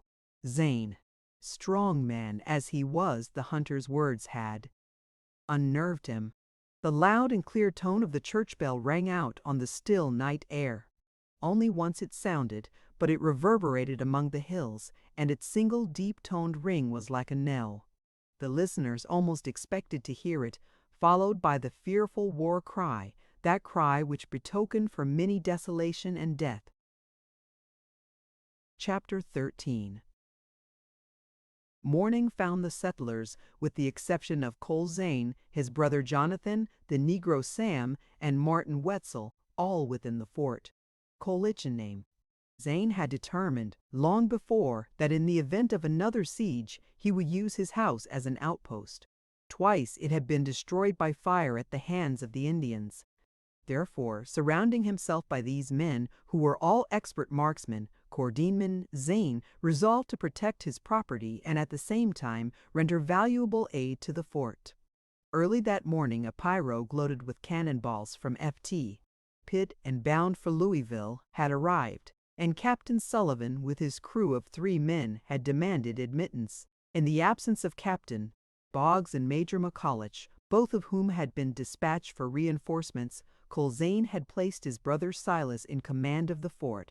Sullivan informed Silas that he and his men had been fired on by Indians and that they sought the protection of the fort. The services of himself and men which he volunteered were gratefully accepted. All told, the little force in the blockhouse did not exceed 42, and that counting the boys and the women who could handle rifles. The few preparations had been completed, and now the settlers were awaiting the appearance of the enemy. Few words were spoken.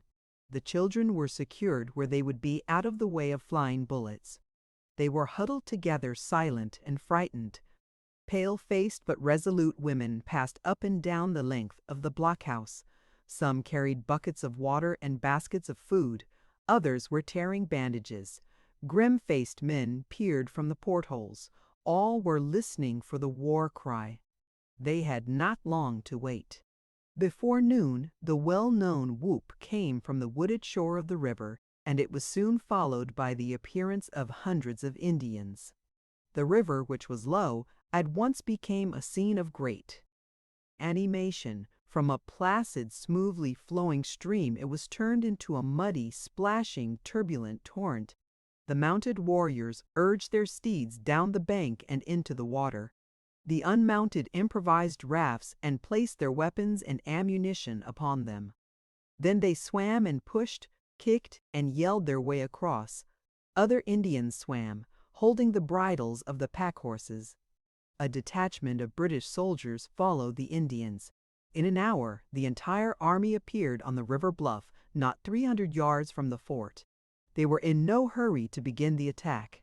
Especially did the Indians seem to enjoy the lull before the storm, and as they stalked to and fro in plain sight of the garrison, or stood in groups watching the fort, they were seen in all their hideous war paint and formidable battle array. They were exultant. Their plumes and eagle feathers waved proudly in the morning breeze. Now and then the long, peculiarly broken yell of the Shawnees rang out clear and strong. The soldiers were drawn off to one side and well out of range of the settlers' guns. Their red coats and flashing bayonets were new to most of the little band of men in the blockhouse. "Ho, the fort!" It was a strong, authoritative voice and came from a man mounted on a black horse. "Well, Gertie, what is it?" shouted Silas Zane. "We demand unconditional surrender," was the answer. "You will never get it," replied Silas. "Take more time to think it over." You see, we have a force here large enough to take the fort in an hour." "That remains to be seen," shouted someone through porthole. An hour passed. The soldiers and the Indians lounged around on the grass and walked to and fro on the bluff. At intervals, a taunting Indian yell, horrible in its suggestiveness, came floating on the air. When the hour was up, 3 mounted men rode out in advance of the waiting Indians. One was clad in buckskin, another in the uniform of a British officer, and the third was an Indian chief whose powerful form was naked except for his buckskin belt and legging. "Will you surrender?" came in the harsh and arrogant voice of the renegade. "Never! Go back to your squaws," yelled Sullivan. "I am Captain Pratt of the Queen's Rangers." "If you surrender, I will give you the best protection King George affords," shouted the officer. "To hell with lying, George. Go back to your hair-buying Hamilton and tell him the whole British army could not make us surrender," roared Hugh Bennet. "If you do not give up, the fort will be attacked and burned. Your men will be massacred and your women given to the Indians," said Gertie. "You will never take a man, woman, or child alive," yelled Silas. "We remember Crawford, you white traitor, and we are not going to give up to be butchered. Come on with your red jackets and your red devils. We are ready.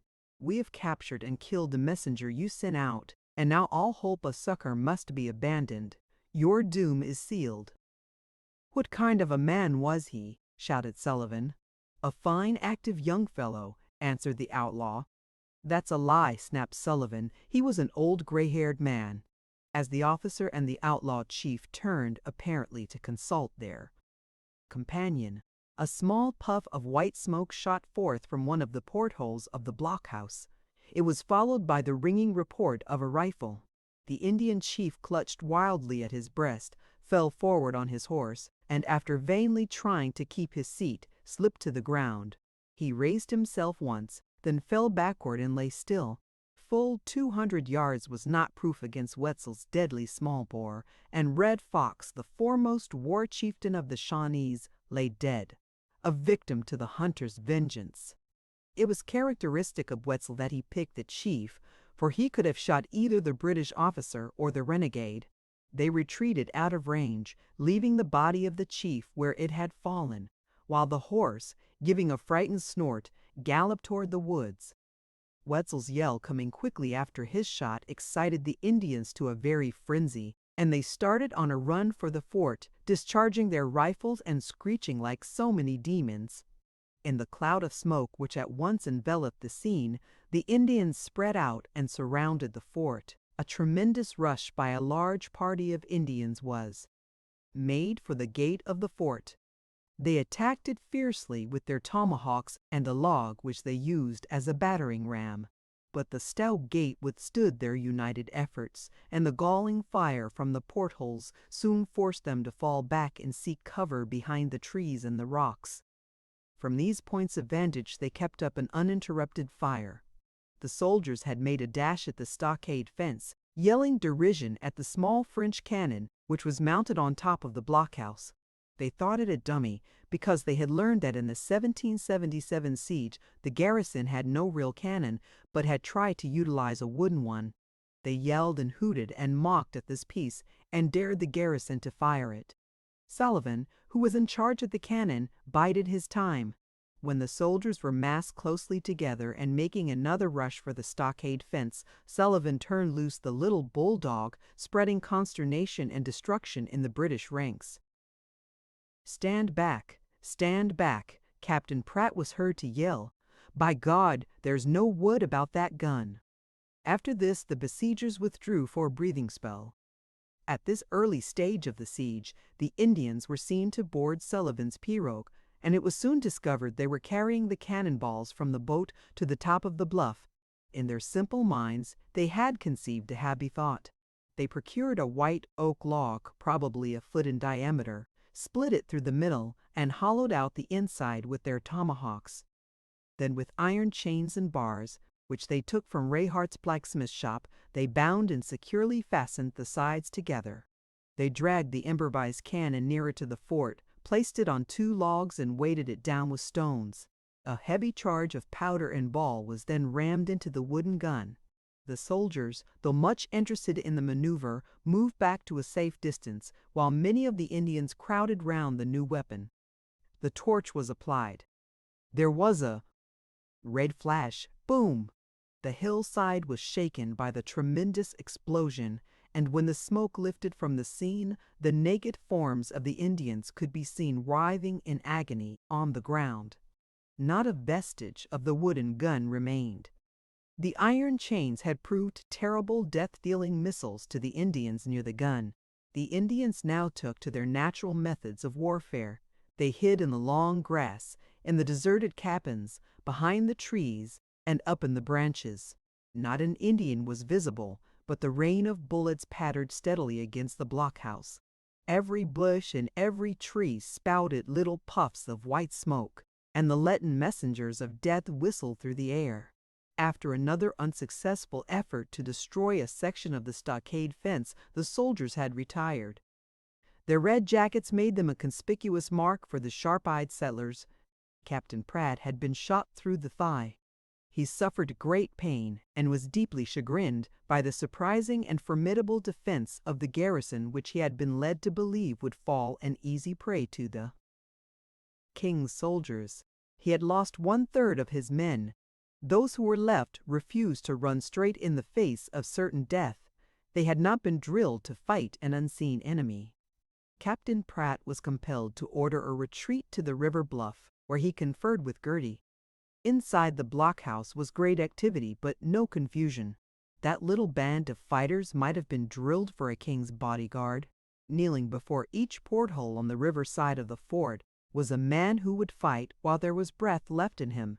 He did not discharge his weapon aimlessly as the Indians did, but waited until he saw the outline of an Indian form or a red coat or a puff of white smoke. Then he would thrust the rifle barrel forward, take a quick aim, and fire. By the side of every man stood a heroic woman whose face was blanched, but who spoke never a word as she put the muzzle of the hot rifle into a bucket of water, cooled the barrel, wiped it dry, and passed it back to the man beside her. Silas Zane had been wounded at the first fire. A glancing ball had struck him on the head, inflicting a painful scalp wound. It was now being dressed by Colzane's wife, whose skilled fingers were already tired with the washing and the bandaging of the injuries received by the defenders. In all that horrible din of battle, the shrill yells of the savages, the hoarse shouts of the settlers, the boom of the cannon overhead, the cracking of rifles and the whistling of bullets, in all that din of appalling noise and amid the stifling smoke, the smell of burned powder, the sickening sight of the desperately wounded and the already dead, the colonel's brave wife had never faltered. She was here and there, binding the wounds, helping Lydia and Betty mold bullets, encouraging the men, and by her example, enabling those women to whom border war was new to bear up under the awful strain.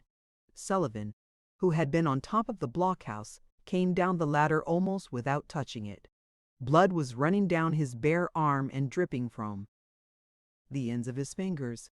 "Zane Martin has been shot," he said hoarsely. "The same Indian who shot away these fingers did it. The bullet seemed to come from some elevation.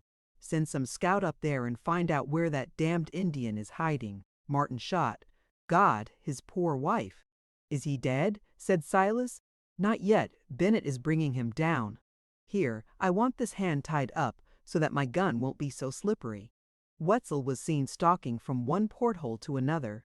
His fearful yell sounded above all the others. He seemed to bear a charmed life, for not a bullet had so much as scratched him. Silas communicated to him what Sullivan had said. The hunter mounted the ladder and went up on the roof. Soon he reappeared, descended into the room, and ran into the west end of the blockhouse. He kneeled before a porthole through which he pushed the long black barrel of his rifle. Silas and Sullivan followed him and looked in the direction indicated by his weapon. It pointed toward the bushy top of a tall poplar tree which stood on the hill west of the fort. Presently a little cloud of white smoke issued from the leafy branches, and it was no sooner seen than Wetzel's rifle was discharged. There was a great commotion among the leaves, the branches swayed and thrashed, and then a dark body plunged downward to strike on the rocky slope of the bluff and roll swiftly out of sight. The hunter's unnatural yell pealed out. "Great God, the man's crazy!" cried Sullivan, staring at Wetzel's demon-like face. "No, no, it's his way," answered Silas. At that moment, the huge frame of Bennett filled up the opening in the roof and started down the ladder. In one arm, he carried the limp body of a young man. When he reached the floor, he laid the body down and beckoned to Mrs. Zane. Those watching saw that the young man was Will Martin and that he was still alive, but it was evident that he had not long to live. His face had a leaden hue and his eyes were bright and glassy. Alice, his wife, flung herself on her knees beside him and tenderly raised the drooping head. No words could express the agony in her face as she raised it to Mrs. Zane. In it was a mute appeal, an unutterable prayer for hope. Mrs. Zane turned sorrowfully to her task. There was no need of her skill here. Alfred Clark, who had been ordered to take Martin's place on top of the blockhouse, paused a moment in silent sympathy. When he saw that little hole in the bared chest, from which the blood welled up in an awful stream, he shuddered and passed on. Betty looked up from her work and then turned away sick and faint. Her mute lips moved as if in prayer. Alice was left alone with her dying husband. She tenderly supported his head on her bosom, leaned her face against his, and kissed the cold, numb lips. She murmured into his already deaf ear the old tender names. He knew her, for he made a feeble effort to pass his arm round her neck. A smile illumined his face. Then death claimed him. With wild, distended eyes, and with hands pressed tightly to her temples, Alice rose slowly to her feet. "Oh God! Oh God!" she cried. Her prayer was answered. In a momentary lull in the battle was heard the deadly hiss of a bullet as it sped through one of the portholes. It ended with a slight sickening spat as the lead struck the flesh. Then Alice, without a cry, fell on the husband's breast. Silas Zane found her lying dead, with the body of her husband clasped closely in her arms. He threw a blanket over them and went on his wearying round of the bastions. The besiegers had been greatly harassed and hampered by the continual fire from Cologne, Zane's house. It was exceedingly difficult for the Indians and impossible for the British to approach near enough to the colonel's house to get an effective shot. Zane and his men had the advantage of being on higher ground. Also, they had 4 rifles to a man, and they used every spare moment for reloading. Thus, they were enabled to pour a deadly fire into the ranks of the enemy and to give the impression of being much stronger in force than they really were. About dusk, the firing ceased and the Indians repaired to the river bluff. Shortly afterward, their campfires were extinguished and all became dark and quiet. 2 hours passed. Fortunately, the clouds, which had at first obscured the moon, cleared away somewhat and enough light was shed on the scene to enable the watchers to discern objects nearby. Columber, Zane had just called together his men for a conference. He suspected some cunning deviltry on part of the Indians. "Sam, take what stuff to eat you can lay your hands on and go up to the loft. Keep a sharp lookout and report anything to Jonathan or me," said the colonel. All afternoon Jonathan Zane had loaded and fired his rifles in sullen and dogged determination. He had burst one rifle and disabled another. The other men were fine marksmen, but it was undoubtedly Jonathan's unerring aim that made the house so unapproachable. He used an extremely heavy, large-bore rifle. In the hands of a man strong enough to stand its fierce recoil, it was a veritable cannon. The Indians had soon learned to respect the range of that rifle, and they gave the cabin a wide berth. But now that darkness had enveloped the valley, the advantage lay with the savages. Zane glanced apprehensively at the blackened face of his brother. "Do you think the fort can hold out?" he asked in a husky voice. He was a bold man, but he thought now of his wife and children. "I don't know," answered Jonathan. "I saw that big Shawnee chief today. His name is Fire, he is well named. He is a fiend. Gertie has a picked band. The fort is held out surprisingly well against such combined and fierce attacks. The Indians are desperate. You can easily see that in the way in which they almost threw their lives away, the green square is covered with dead Indians. If help does not come in 24 hours, not one man will escape alive. Even Wetzel could not break through that line of Indians, but if we can hold the Indians off a day longer, they will get tired and discouraged. Gertie will not be able to hold them much longer. The British don't count. It's not their kind of war. They can't shoot, and so far as I can see, they haven't done much damage. To your posts, men, and every man think of the women and children in the blockhouse. For a long time, which seemed hours to the waiting and watching settlers, not a sound could be heard, nor any sign of the enemy seen. Thin clouds had again drifted over the moon, allowing only a pale, wan light to shine down on the valley. Time dragged on, and the clouds grew thicker and denser until the moon and the stars were totally obscured. Still no sign or sound of the savages. "What was that?" suddenly whispered Call. Zane. It was a low whistle from Sam. "We better go up," said Jonathan. They went up the stairs to the second floor, from which they ascended to the loft by means of a ladder. The loft was as black as pitch. In that Egyptian darkness it was no use to look for anything, so they crawled on their hands and knees over the piles of hides and leather which lay on the floor. When they reached the small window, they made out the form of the Negro. "What is it, Sam?" whispered Jonathan. "Look, see thar, Massa Zane," came the answer in a hoarse whisper from the Negro, and at the same time he pointed down toward the ground. "Carlem." Zane put his head alongside Jonathan's, and all three men peered out into the darkness. "Jack, can you see anything?" said Call. Zane. "No, but wait a minute until the moon throws a light." A breeze had sprung up. The clouds were passing rapidly over the moon, and at long intervals a rift between the clouds let enough light through to brighten the square for an instant. "Now, Massa Zane, tar, tar," exclaimed the slave. "I can't see a thing. Can you, Jack?" "I am not sure yet. I can see something, but whether it is a log or not, I don't know." Just then there was a faint light like the brightening of a firefly, or like the blowing of a tiny spark from a stick of burning wood. Jonathan uttered a low curse. "D-nem, at their old tricks with fire. I thought all this quiet meant something. The grass out there is full of Indians, and they are carrying lighted arrows under them, so as to cover the light. But we'll fool the red devils this time. I can see 'em, Massa Zane." "Shh, no more talk," whispered Call. "Zane." The men waited with cocked rifles. Another spark rose seemingly out of the earth. This time it was nearer the house.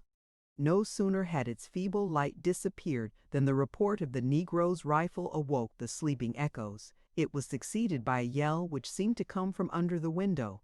Several dark forms rose so suddenly that they appeared to spring out of the ground. Then came the peculiar twang of Indian bows.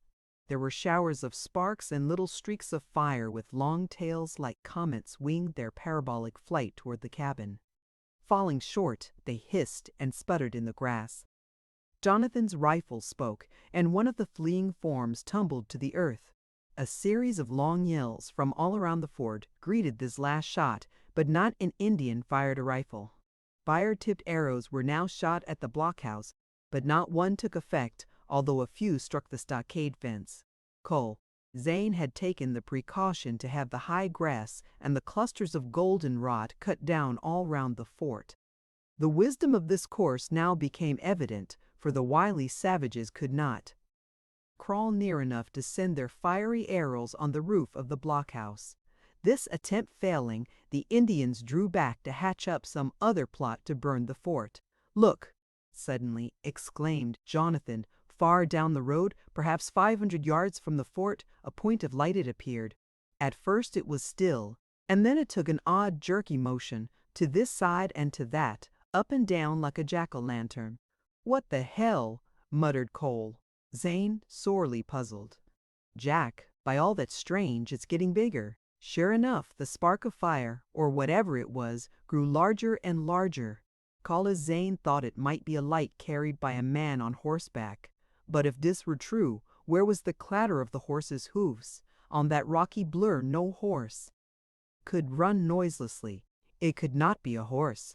Fascinated and troubled by this new mystery, which seemed to presage evil to them, the watchers waited with that patience known only to those accustomed to danger. They knew that whatever it was some satanic stratagem of the savages, and that it would come all too soon. The light was now zigzagging back and forth across the road and approaching the fort with marvelous rapidity. Now its motion was like the wide swinging of a lighted lantern on a dark night. A moment more of breathless suspense and the lithe form of an Indian brave could be seen behind the light. He was running with almost incredible swiftness down the road in the direction of the fort. Passing at full speed within 75 yards of the stockade fence, the Indian shot his arrow.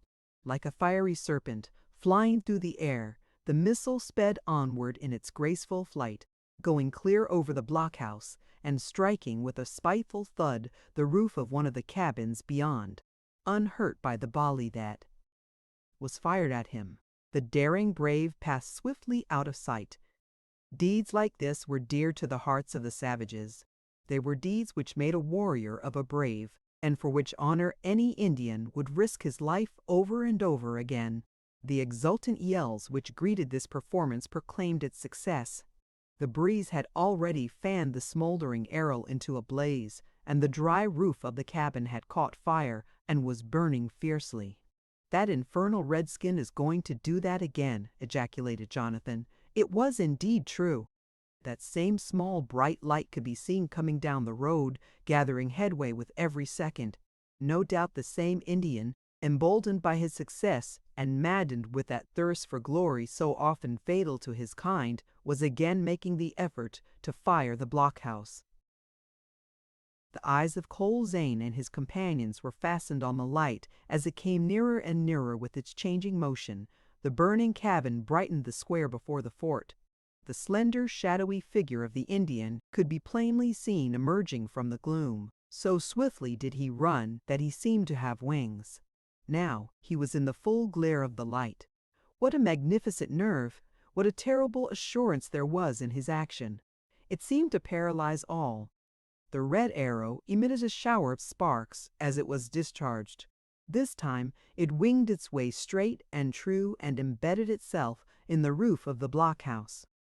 Almost at the same instant, a solitary rifle shot rang out, and the daring warrior plunged headlong, sliding face downward in the dust of the road, while from the fort came that demoniac yell now grown so familiar. "Wetzel's compliments," muttered Jonathan, "but the mischief is done. Look at that damn burning arrow. If it doesn't blow out the fort, we'll go." The arrow was visible, but it seemed a mere spark. It alternately paled and glowed. One moment it almost went out, and the next it gleamed brightly. To the men, compelled to look on and powerless to prevent the burning of the now apparently doomed blockhouse, that spark was like the eye of hell. "Ho, the fort!" yelled Kala Zane with all the power of his strong lungs. "Ho, Silas, the roof is on fire."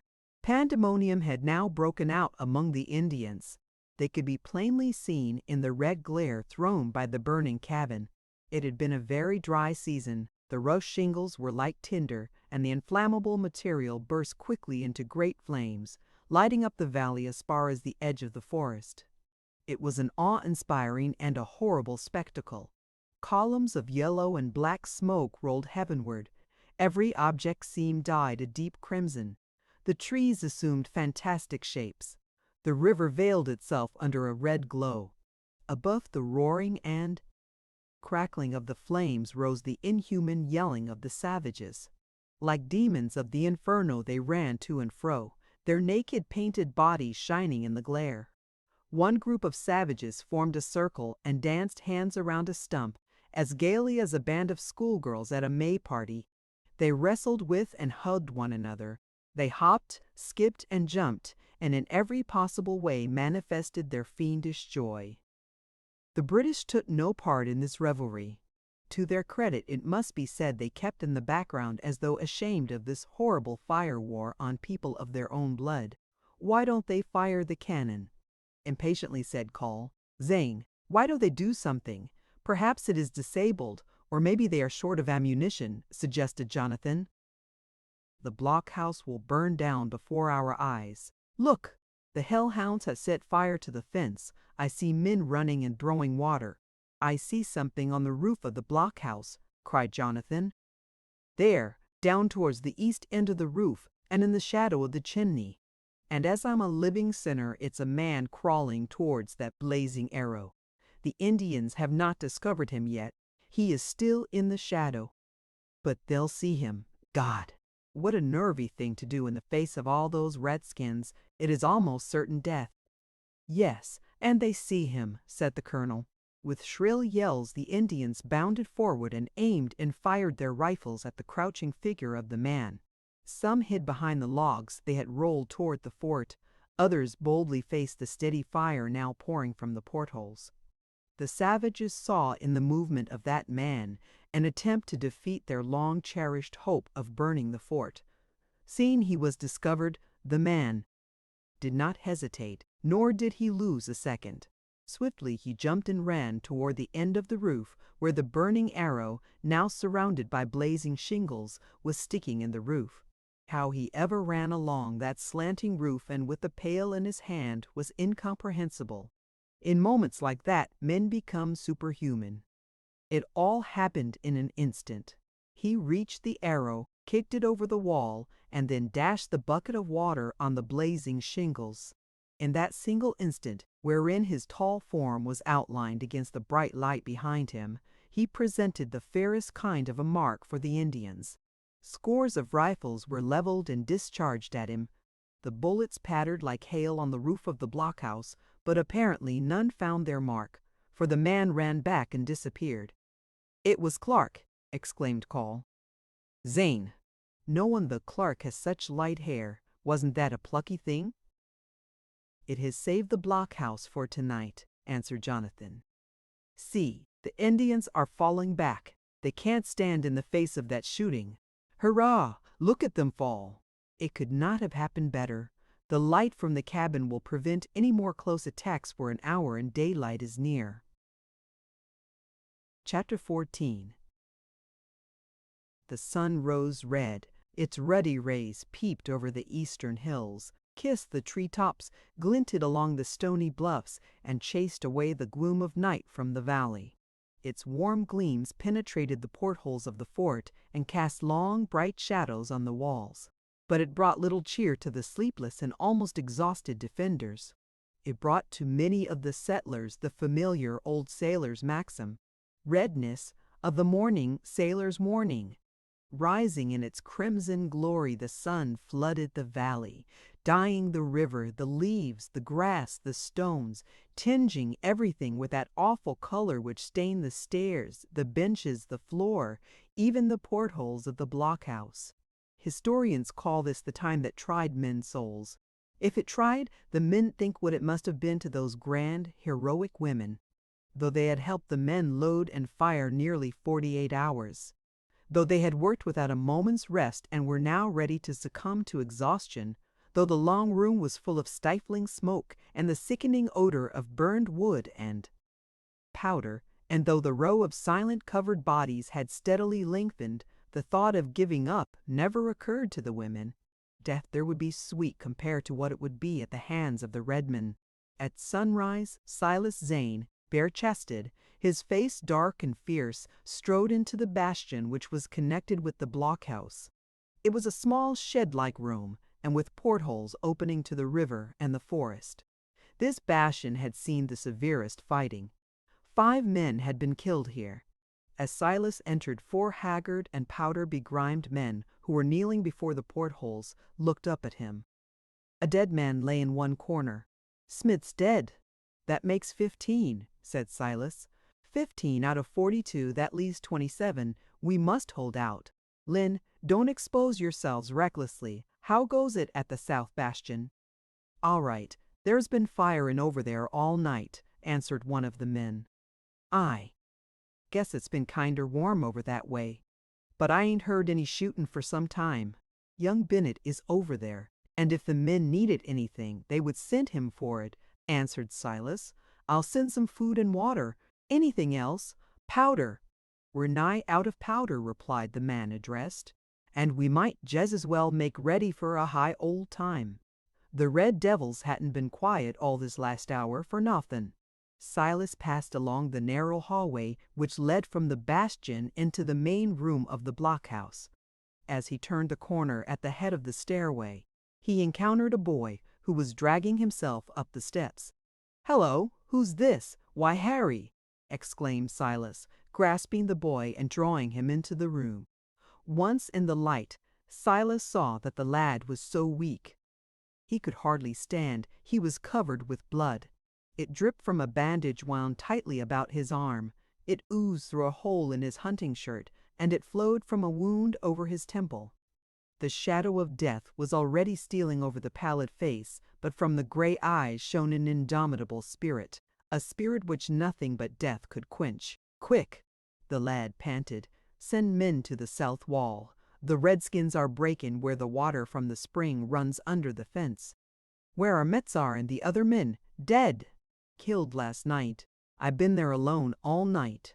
I kept on shootin'. Then I gets plugged here under the chin. Knowin' it's all up with me, I deserted my post when I heard the Injuns choppin' on the fence where it was on fire last night. But I only run because they're gettin' in." "Wetzel, Bennett, Clark," yelled Silas as he laid the boy on the bench. Almost as Silas spoke, the tall form of the hunter confronted him. Clark and the other men were almost as prompt. "Wetzel, run to the south wall. The Indians are cutting a hole through the fence." Wetzel turned, grabbed his rifle and an axe, and was gone like a flash. "Sullivan, you handle the men here. Bessie, do what you can for this brave lad. Come, Bennett, Clark, we must follow Wetzel," commanded Silas. Mrs. Zane hastened to the side of the fainting lad. She washed away the blood from the wound over his temple.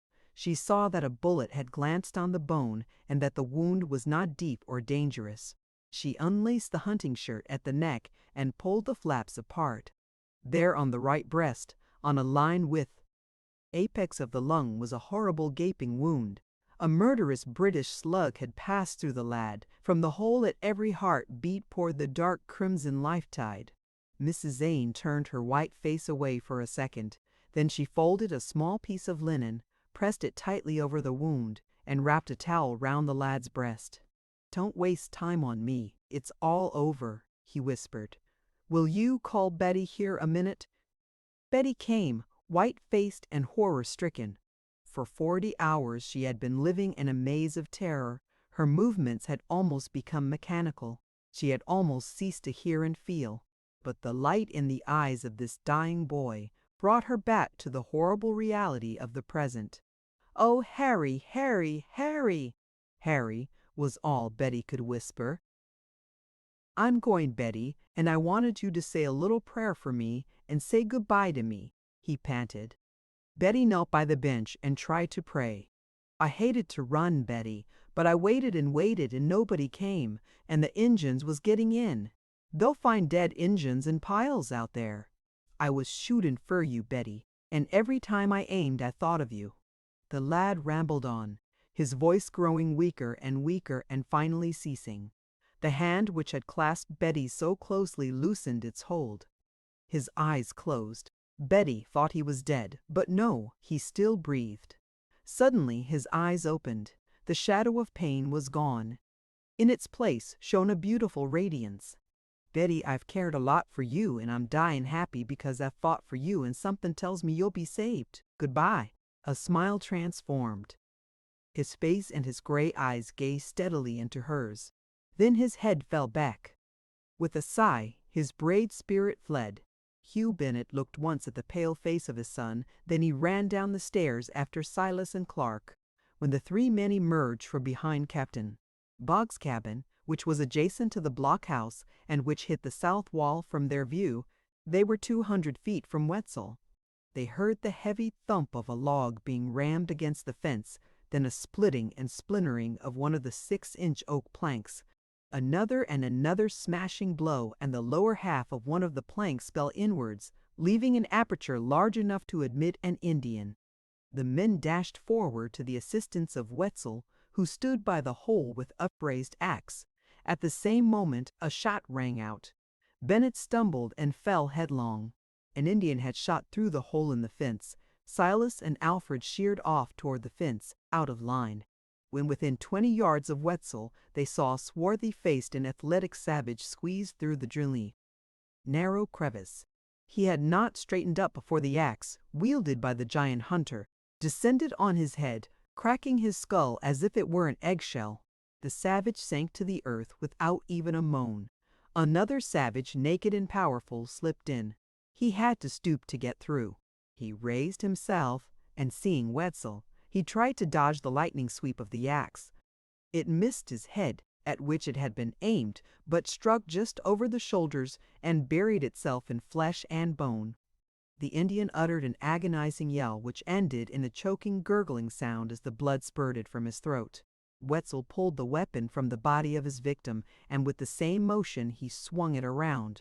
This time the blunt end met the next Indian's head with a thud like that made by the butcher when he strikes the bullock to the ground. The Indian's rifle dropped. His tomahawk flew into the air, while his body rolled down the little embankment into the spring. Another and another Indian met the same fate. Then 2 Indians endeavored to get through the aperture. The awful axe, swung by those steel arms, dispatched both of them in the twinkling of an eye. Their bodies stuck in the hole. Silas and Alfred stood riveted to the spot. Just then Wetzel in all his horrible glory was a sight to freeze the marrow of any man. He had cast aside his hunting shirt in that run to the fence, and was now stripped to the waist. He was covered with blood. The muscles of his broad back and his brawny arms swelled and rippled under the brown skin. At every swing of the gory axe he let out a yell, the like of which had never before been heard by the white men. It was the hunter's mad yell of revenge. In his thirst for vengeance he had forgotten that he was defending the fort with its women and its children. He was fighting because he loved to kill. Silas Zane heard the increasing clamor outside and knew that hundreds of Indians were being drawn to the spot. Something must be done at once. He looked around and his eyes fell on a pile of white oak logs that had been hauled inside the fort. They had been placed there by Colney. Zane, with wise forethought, Silas grabbed Clark and pulled him toward the pile of logs, at the same time communicating his plan.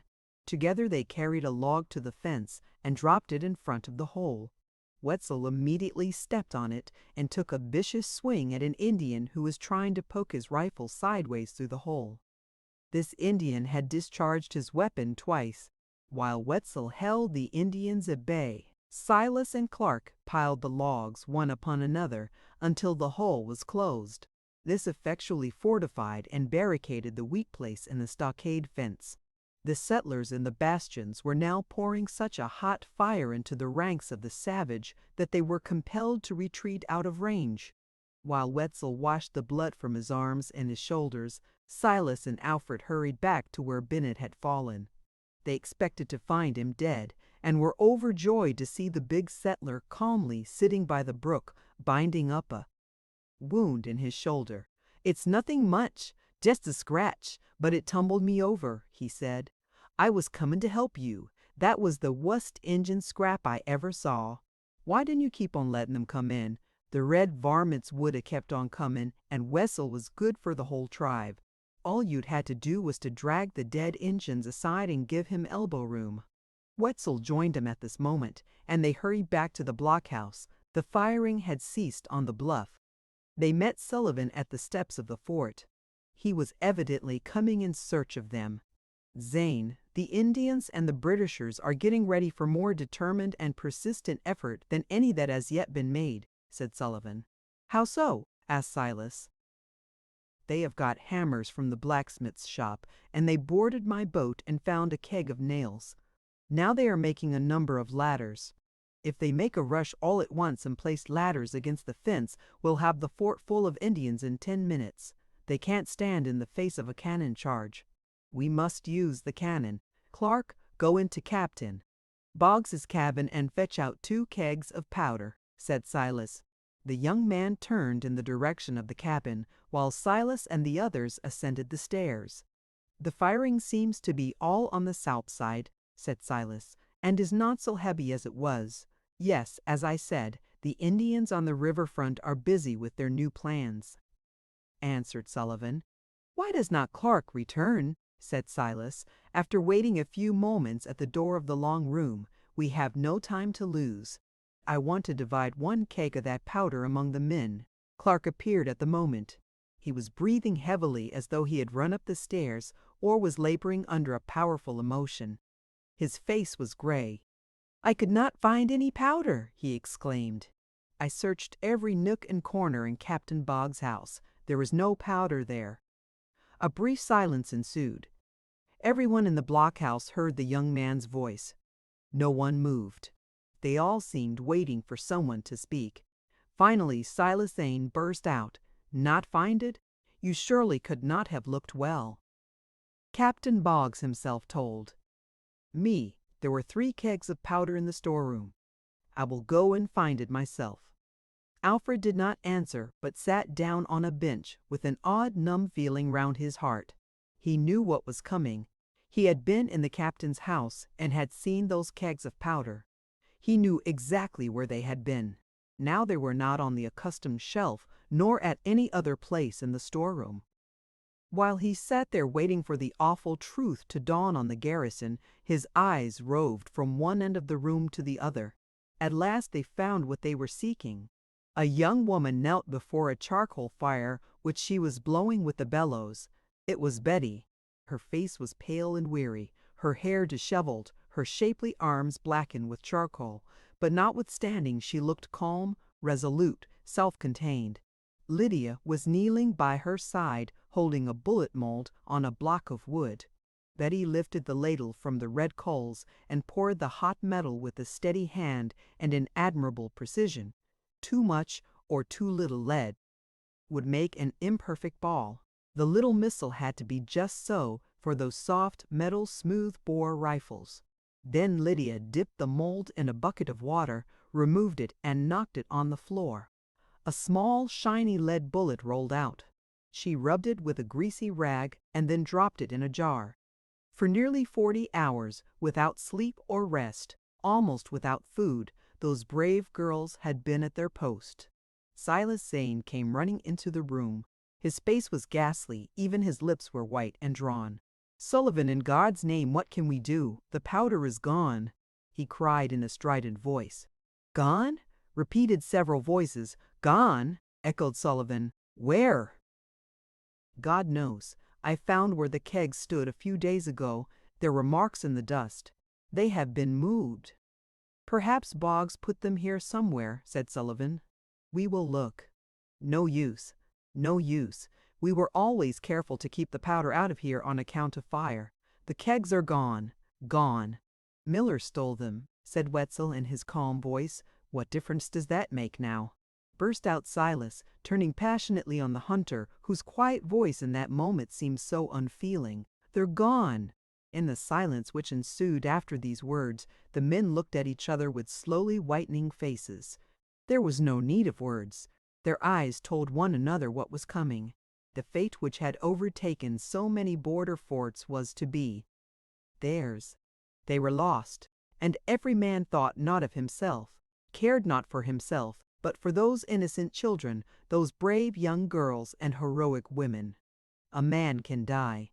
He is glorious when he calmly accepts death, but when he fights like a tiger, when he stands at bay, his back to the wall, a broken weapon in his hand, bloody, defiant, game to the end, then he is sublime. Then he wrings respect from the souls of even his bitterest foes. Then he is avenged, even in his death. But what can women do in times of war? They help, they cheer, they inspire, and if their cause is lost, they must accept death or worse. Few women have the courage for self-destruction. To the victor belong the spoils, and women have ever been the spoils of war. No wonder Silas Zane and his men weakened in that moment, with only a few charges for their rifles and none for the cannon. How could they hope to hold out against the savages? Alone they could have drawn their tomahawks and have made a dash through the lines of Indians, but with the women and the children that was impossible. "Wetzel, what can we do?" "For God's sake, advise us," said Silas hoarsely. "We cannot hold the fort without powder. We cannot leave the women here. We had better tomahawk every woman in the blockhouse than let her fall into the hands of Gertie." "Send someone for powder," answered Wetzel. "Do you think it possible?" said Silas quickly, a ray of hope lighting up his haggard features. "There's plenty of powder in Eb's cabin. Whom shall we send? Who will volunteer?" 3 men stepped forward, and others made a movement. "They'd plug a man full of lead afore he'd get 10 foot from the gate," said Wetzel. "I'd go myself, but it wouldn't do no good. Send a boy, and one as can run like a streak. There are no lads big enough to carry a keg of powder." "Harry Bennett might go," said Silas. "How is he, Bessie?" "He is dead," answered Mrs. Zane. Wetzel made a motion with his hands and turned away. A short, intense silence followed this indication of hopelessness from him. The women understood, for some of them covered their faces, while others sobbed. "I will go." It was Betty's voice, and it rang clear and vibrant throughout the room. The miserable women raised their drooping heads, thrilled by that fresh young voice. The men looked stupefied. Clark seemed turned to stone. Wetzel came quickly toward her. "Impossible," said Sullivan. Silas Zane shook his head as if the idea were absurd. "Let me go, brother, let me go," pleaded Betty as she placed her little hands softly, caressingly, on her brother's bare arm. "I know it is only a forlorn chance, but still it is a chance. Let me take it. I would rather die that way than remain here and wait for death." "Silas, it ain't a bad plan," broke in Wetzel. "Betty can run like a deer, and being a woman they may let her get to the cabin without shooting." Silas stood with arms folded across his broad chest. As he gazed at his sister, great tears coursed down his dark cheeks and splashed on the hands which so tenderly clasped his own. Betty stood before him transformed.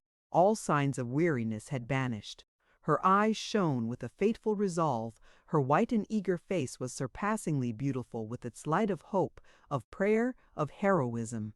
"Let me go, brother. You know I can run, and oh, I will fly today. Every moment is precious. Who knows, perhaps Captain Boggs is already near at hand with help.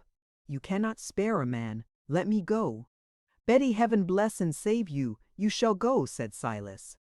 "No, no, do not let her go," cried Clark, throwing himself before them. He was trembling, his eyes were wild, and he had the appearance of a man suddenly gone mad. "She shall not go," he cried. "What authority have you here?" demanded Silas Zane sternly. "What right have you to speak?" "None, unless it is that I love her and I will go for her," answered Alfred desperately. "Stand back," cried Wetzel, placing his powerful heart on Clark's breast and pushing him backward. "If you love her, you don't want to have her wait here for them red devils." And he waved his hand toward the river. "If she gets bat, she'll save the fort. If she fails, she'll at least escape Gertie." Betty gazed into the hunter's eyes and then into Alfred's. She understood both men. One was sending her out to her death because he knew it would be 1,000 times more merciful than the fate which awaited her at the hands of the Indians. The other had not the strength to watch her go to her death. He had offered himself rather than see her take such fearful chances. "I know. If it were possible, you would both save me," said Betty simply. "Now you can do nothing but pray that God may spare my life long enough to reach the gate." "Silas, I am ready." Downstairs a little group of white-faced men were standing before the gateway. Silas Zane had withdrawn the iron bar. Sullivan stood ready to swing in the ponderous gate. Wetzel was speaking with a clearness and a rapidity which were wonderful under the circumstances. "When we let you out, you'll have a clear path. Run! but not very fast. Save your speed. Tell the colonel to empty a keg of powder in a tablecloth, throw it over your shoulder and start back. Run like you was racing with me and keep on comin' if you do get hit. Now go." The huge gate creaked and swung in. Betty ran out, looking straight before her. She had covered half the distance between the fort and the colonel's house when long taunting yells filled the air. "Squaw! Wah! Squaw!" "Wah!" yelled the Indians in contempt. Not a shot did they fire. The yells ran all along the riverfront, showing that hundreds of Indians had seen the slight figure running up the gentle slope toward the cabin. Betty obeyed Wetzel's instructions to the letter. She ran easily and not at all hurriedly, and was as cool as if there had not been an Indian within miles. "Call." Zane had seen the gate open and Betty come forth. When she bounded up the steps, he flung open that door and she ran into his arms.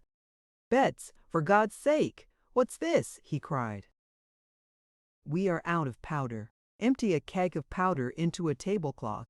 Quick, I've not a second to lose," she answered, at the same time slipping off her outer skirt. She wanted nothing to hinder that run for the blockhouse. Jonathan Zane heard Betty's first words and disappeared into the magazine room. He came out with a keg in his arms. With one blow of an axe, he smashed in the top of the keg. In a twinkling, a long black stream of the precious stuff was piling up in a little hill in the center of the table. Then the corners of the tablecloth were caught up, turned, and twisted, and the bag of powder was thrown over Betty's shoulder. "Brave girl, so help me God, you are going to do it," cried Cole. Zane, throwing open the door, "I know you can. Run as you never ran in all your life." Like an arrow sprung from a bow, Betty flashed past the colonel and out on the green. Scarcely 10 of the long 100 yards had been covered by her flying feet, when a roar of angry shouts and yells warned Betty that the keen-eyed savages saw the bag of powder and now knew they had been deceived by a girl. The cracking of rifles began at a point on the bluff nearest Kaluri, Zane's house, and extended in a half circle to the eastern end of the clearing. The leaden messengers of death whistled past Betty. They sped before her and behind her, scattering pebbles in her path, striking up the dust and plowing little furrows in the ground. A quarter of the distance covered, Betty had passed the top of the knoll now, and she was going down the gentle slope like the wind. None but a fine marksman could have hit that small, flitting figure. The yelling and screeching had become deafening. The reports of the rifles blended in a roar. Yet above it all, Betty heard Wetzel's stentorian yell. It lent wings to her feet. Half the distance covered, a hot, stinging pain shot through Betty's arm, but she heeded it not. The bullets were raining about her. They sang over her head, hissed close to her ears, and cut the grass in front of her. They pattered like hail on the stockade fence, but still untouched, unharmed, the slender brown figure sped toward the gate, 3/4 of the distance covered. A tug at the flying hair, and a long black tress cut off by a bullet floated away on the breeze. Betty saw the big gate swing. She saw the tall figure of the hunter. She saw her brother. Only a few more yards. On, on. A blinding red mist obscured her sight. She lost the opening in the fence, but unheeding she rushed on. Another second, and she stumbled. She felt herself grasped by eager arms. She heard the gate slam and the iron bars shoot into place. Then she felt and heard no more. Silas Zane bounded up the stairs with a doubly precious burden in his arms. A mighty cheer greeted his entrance. It aroused Alfred Clark, who had bowed his head on the bench and had lost all sense of time and place. What were the women sobbing and crying over? To whom belonged that white face? Of course, it was the face of the girl he loved, the face of the girl who had gone to her death, and he writhed in his agony. Then something wonderful happened. A warm, living flush swept over that pale face. The eyelids fluttered. They opened, and the dark eyes, radiant, beautiful, gazed straight into Alfred's. Still Alfred could not believe his eyes. That pale face and the wonderful eyes belonged to the ghost of his sweetheart. They had come back to haunt him. Then he heard a voice. "Oh, hout, but that brown place burns." Alfred saw a bare and shapely arm. Its beauty was marred by a cruel red welt. He heard that same sweet voice laugh and cry together. Then he came back to life and hope. With one bound, he sprang to a porthole. "God, what a woman!" he said between his teeth as he thrust the rifle forward. It was indeed not a time for inaction. The Indians, realizing they had been tricked and had lost a golden opportunity, rushed at the fort with renewed energy. They attacked from all sides and with the persistent fury of savages long disappointed in their hopes. They were received with a scathing, deadly fire. Bang! Roared the cannon, and the detachment of savages dropped their ladders and fled. The little bulldog was turned on its swivel and directed at another rush of Indians. Bang! And the bullets, chain links, and bits of iron plowed through the ranks of the enemy. The Indians never lived who could stand in the face of well-aimed cannon shot. They fell back. The settlers, inspired, carried beyond themselves by the heroism of a girl, fought as they had never fought before. Every shot went to a redskin's heart, impelled by the powder for which a brave girl had offered her life, guided by hands and arms of iron, and aimed by eyes as fixed and stern as fate. Every bullet shed the life-blood of a warrior. Slowly and sullenly the red men gave way before that fire. Foot by foot they retired. Gertie was seen no more. Fire, the Shawnee chief, lay dead in the road. Almost in the same spot where 2 days before his brother chief, Red Fox, had bit the dust. The British had long since retreated. When night came, the exhausted and almost famished besiegers sought rest and food. The moon came out clear and beautiful, as if ashamed at her traitor's part of the night before, and brightened up the valley, bathing the fort, the river, and the forest in her silver light. Shortly after daybreak the next morning, the Indians, despairing of success, held a powwow. While they were grouped in plain view of the garrison and probably conferring over the question of raising the siege, the long, peculiar whoop of an Indian spy, who had been sent out to watch for the approach of a relief party, rang out. This seemed a signal for retreat. Scarcely had the shrill cry ceased to echo in the hills when the Indians and the British, abandoning their dead, moved rapidly across the river. After a short interval, a mounted force was seen galloping up the creek road. It proved to be Captain Boggs, Swearingen, and Williamson, with 70 men. Great was the rejoicing. Captain Boggs had expected to find only the ashes of the fort, and the gallant little garrison, although saddened by the loss of half its original number, rejoiced that it had repulsed the united forces of braves and British. Chapter 15. Peace and quiet reigned once more at Ft. Henry. Before the glorious autumn days had waned, the settlers had repaired the damage done to their cabins, and many of them were now occupied with the fall plowing. Never had the fort experienced such busy days. Many new faces were seen in the little meeting house. Pioneers from Virginia, from Ft.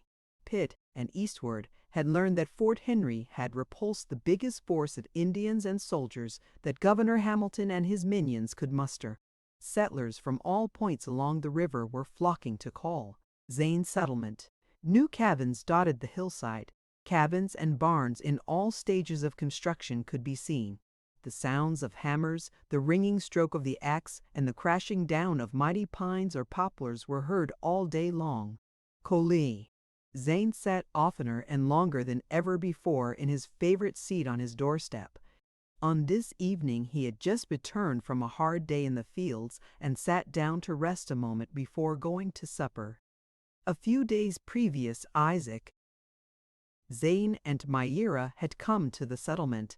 Myra brought a treaty of peace signed by Tarhe and the other Wyandotte chieftains. The once implacable Huron was now ready to be friendly with the white people. Call. Zane and his brothers signed the treaty, and Betty, by dint of much persuasion, prevailed on Wetzel to bury the hatchet with the Hurons. So Maria's love, like the love of many other women, accomplished more than years of war and bloodshed. The genial and happy smile never left Zane's face, and as he saw the well-laden rafts coming down the river and the air of liveliness and animation about the growing settlement, his smile broadened into one of pride and satisfaction. The prophecy that he had made 12 years before was fulfilled. His dream was realized. The wild, beautiful spot where he had once built a bark shack and camped half a year without seeing a white man was now the scene of a bustling settlement, and he believed he would live to see that settlement grow into a prosperous city. He did not think of the thousands of acres which would one day make him a wealthy man. He was a pioneer at heart. He had opened up that rich new country. He had conquered all obstacles, and that was enough to make him content. "Papa, when shall I be big enough to fight bars and buffaloes and engines?" asked Noah, stopping in his play and straddling his father's knee. "My boy, did you not have Indians enough a short time ago?" "But, Papa, I did not get to see any. I heard the shooting and yelling. Sammy was afraid, but I wasn't. I wanted to look out of the little holes, but they locked us up in the dark room. If that boy ever grows up to be like Jonathan or Wetzel, it will be the death of me," said the colonel's wife, who had heard the lad's chatter. "Don't worry, Bessie. When Noah grows to be a man, the Indians will be gone." Zane heard the galloping of a horse, and looking up, saw Clark coming down the road on his black thoroughbred. The colonel rose and walked out to the hitching block where Clark had reined in his fiery steed. "Ah, Alfred, been out for a ride?" "Yes, I have been giving Roger a little exercise." "That's a magnificent animal. I never get tired watching him move. He's the best bit of horse flesh on the river. By the way, we have not seen much of you since the siege. Of course you have been busy, getting ready to put on the harness, eh? Well, that's what we want the young men to do. Come over and see us." "I have been trying to come. You know how it is with me about Betty, I mean. Call. Zane, I love her. That's all." "Yes, I know, Alfred, and I don't wonder at your fears. But I have always liked you, and now I guess it's about time for me to put a spoke in your wheel of fortune. If Betty cares for you, and I have a sneaking idea she does, I will give her to you." "I have nothing. I gave up everything when I left home." "My lad, never mind about that," said the colonel, laying his hand on Clark's knee. "We don't need riches. I have so often said that we need nothing out here on the border, but honest hearts and strong, willing hands. These you have.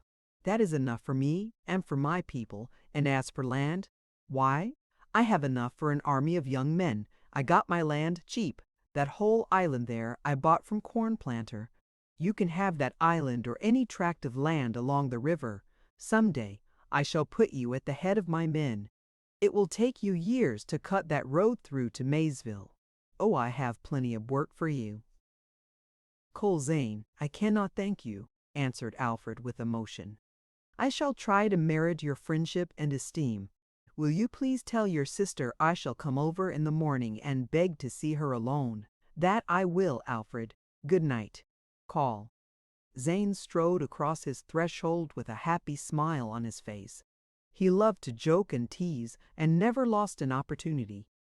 Things seemed to be working out all right.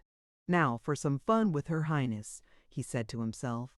As the colonel surveyed the pleasant home scene, he felt he had nothing more to wish for. The youngsters were playing with a shaggy little pup which had already taken Tigey's place in their fickle affections. His wife was crooning a lullaby as she gently rocked the cradle to and fro. A wonderful mite of humanity peacefully slumbered in that old cradle. Annie was beginning to set the table for the evening meal. Isaac lay with a contented smile on his face, fast asleep on the couch, where, only a short time before, he had been laid bleeding and almost dead. Betty was reading to Myra, whose eyes were rapturously bright as she leaned her head against her sister and listened to the low voice. "Well, Betty, what do you think?" said Cole. Zane, stopping before the girls. "What do I think?" retorted Betty. Why, I think you are very rude to interrupt me. I am reading to Myra her first novel. I have a very important message for you. For me? What? From whom? Guess. Betty ran through a list of most of her acquaintances, but after each name, her brother shook his head. "Oh, well, I don't care," she finally said.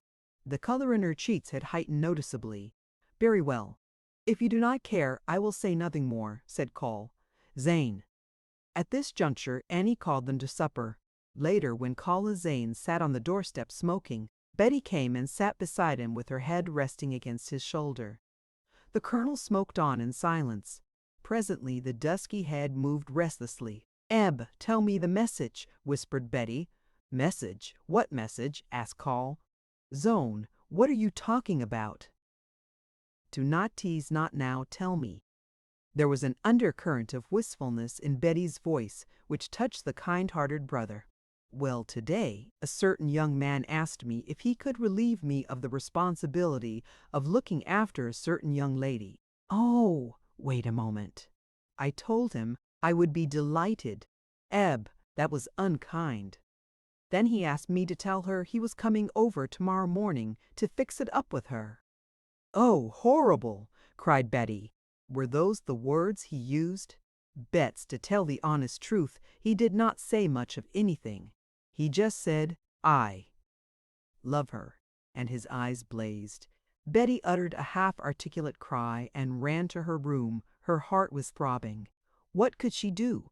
She felt that if she looked once into her lover's eyes, she would have no strength. How dared she allow herself to be so weak? Yet she knew this was the end. She could deceive him no longer, for she felt a stir in her heart, stronger than all, beyond all resistance, an exquisite agony, the sweet, blind, tumultuous exultation of the woman who loves and is loved. "Bess, what do you think?" said Call. Zane, going into the kitchen next morning after he had returned from the pasture. "Clark just came over and asked for Betty. I called her. She came down looking as sweet and cool as one of the lilies out by the spring. She said, 'Why, Mr. Clark, you are almost a stranger. I am pleased to see you. Indeed, we are all very glad to know you have recovered from your severe burns.' She went on talking like that for all the world like a girl who didn't care a snap for him, and she knows as well as I do. Not only that, she has been actually breaking her heart over him all these months. How does she do it? Oh, you women beat me all hollow." "Would you expect Betty to fall into his arms?" asked the colonel's worthy spouse, indignantly. "Not exactly, but she was too cool, too friendly. Poor Alfred looked as if he hadn't slept. He was nervous and scared to death. When Betty ran upstairs, I put a bug in Alfred's ear. He'll be all right now, if he follows my advice." "Humph! What did Colonel Ebenezer Zane tell him?" asked Bessie, in disgust. "Oh, not much. I simply told him not to lose his nerve, that a woman never meant no, that she often says it only to be made say yes. And I ended up with telling him if she got a little skittish, as thoroughbreds do sometimes, to try a strong arm. That was my way. Call. Zane, if my memory does not fail me, you were as humble and beseeching as the proudest girl could desire." "I beseeching? Never." "I hope Alfred's wooing may go well. I like him very much, but I'm afraid.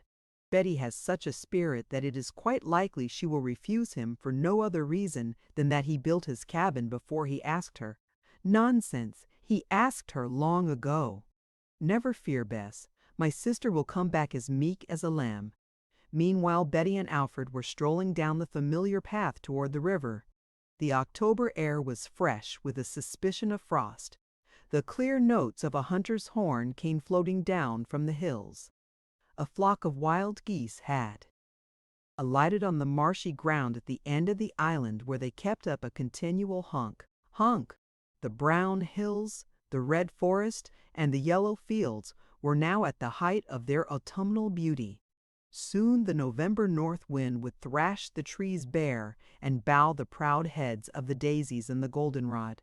but just now they flashed in the sun and swayed back and forth in all their glory. "I see you limp. Are you not entirely well?" Betty was saying. "Oh, I am getting along famously, thank you," said Alfred. "This one foot was quite severely burned, and is still tender. You have had your share of injuries. I heard my brother say you have been wounded 3 times within a year." 4 times. Jonathan told of the axe wound, then the wound Miller gave you, and finally the burns. These make 3, do they not? Yes, but you see, all 3 could not be compared to the one you forgot to mention. "Let us hurry past here," said Betty, hastening to change the subject. "This is where you had the dreadful fight with Miller. As Miller did go to meet Gertie, and as he did not return to the fort with the renegade, we must believe he is dead. Of course, we do not know this to be actually a fact, but something makes me think so. Jonathan and Wetzel have not said anything. I can't get any satisfaction on that score from either, but I am sure neither of them would rest until Miller was dead. I think you are right, but we may never know. All I can tell you is that Wetzel and Jack trailed Miller to the river, and then they both came back. I was the last to see Lewis that night before he left on Miller's trail. It isn't likely I shall forget what Lewis said and how he looked. Miller was a wicked man. Yes, a traitor. He was a bad man, and he nearly succeeded in every one of his plans. I have not the slightest doubt that had he refrained from taking part in the shooting match, he would have succeeded in abducting you, in killing me, and in leading Gertie here long before he was expected. There are many things that may never be explained, but one thing Miller did always mystify us. How did he succeed in binding Tige? To my way of thinking, that was not so difficult as climbing into my room and almost killing me, or stealing the powder from Captain Boggs's room. The last, at least, gave me a chance to help," said Betty with a touch of her odd roguishness. "That was the grandest thing a woman ever did," said Alfred in a low tone. "Oh no, I only ran fast. I would have given the world to have seen you. But I was lying on the bench wishing I were dead. I did not have strength to look out of a porthole. Oh, that horrible time! I can never forget it. I lie awake at night and hear the yelling and shooting. Then I dream of running over the burning roofs, and it all comes back so vividly I can almost feel the flames and smell the burnt wood. Then I wake up and think of that awful moment when you were carried into the blockhouse white and, as I thought, dead. But I wasn't, and I think it best for us to forget that horrible siege. It is past.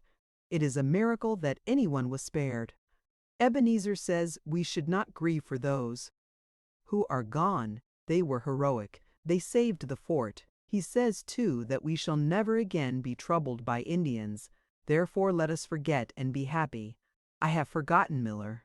You can afford to do the same. Yes, I forgive him." Then, after a long silence, Alfred continued, "Will you go down to the old sycamore?" Down the winding path they went. Coming to a steep place in the rocky bank, Alfred jumped down and then turned to help Betty. But she avoided his gaze, pretended to not see his outstretched hands, and leaped lightly down beside him. He looked at her with perplexity and anxiety in his eyes. Before he could speak, she ran on ahead of him and climbed down the bank to the pool. He followed slowly, thoughtfully. The supreme moment had come. He knew it, and somehow he did not feel the confidence the colonel had inspired in him.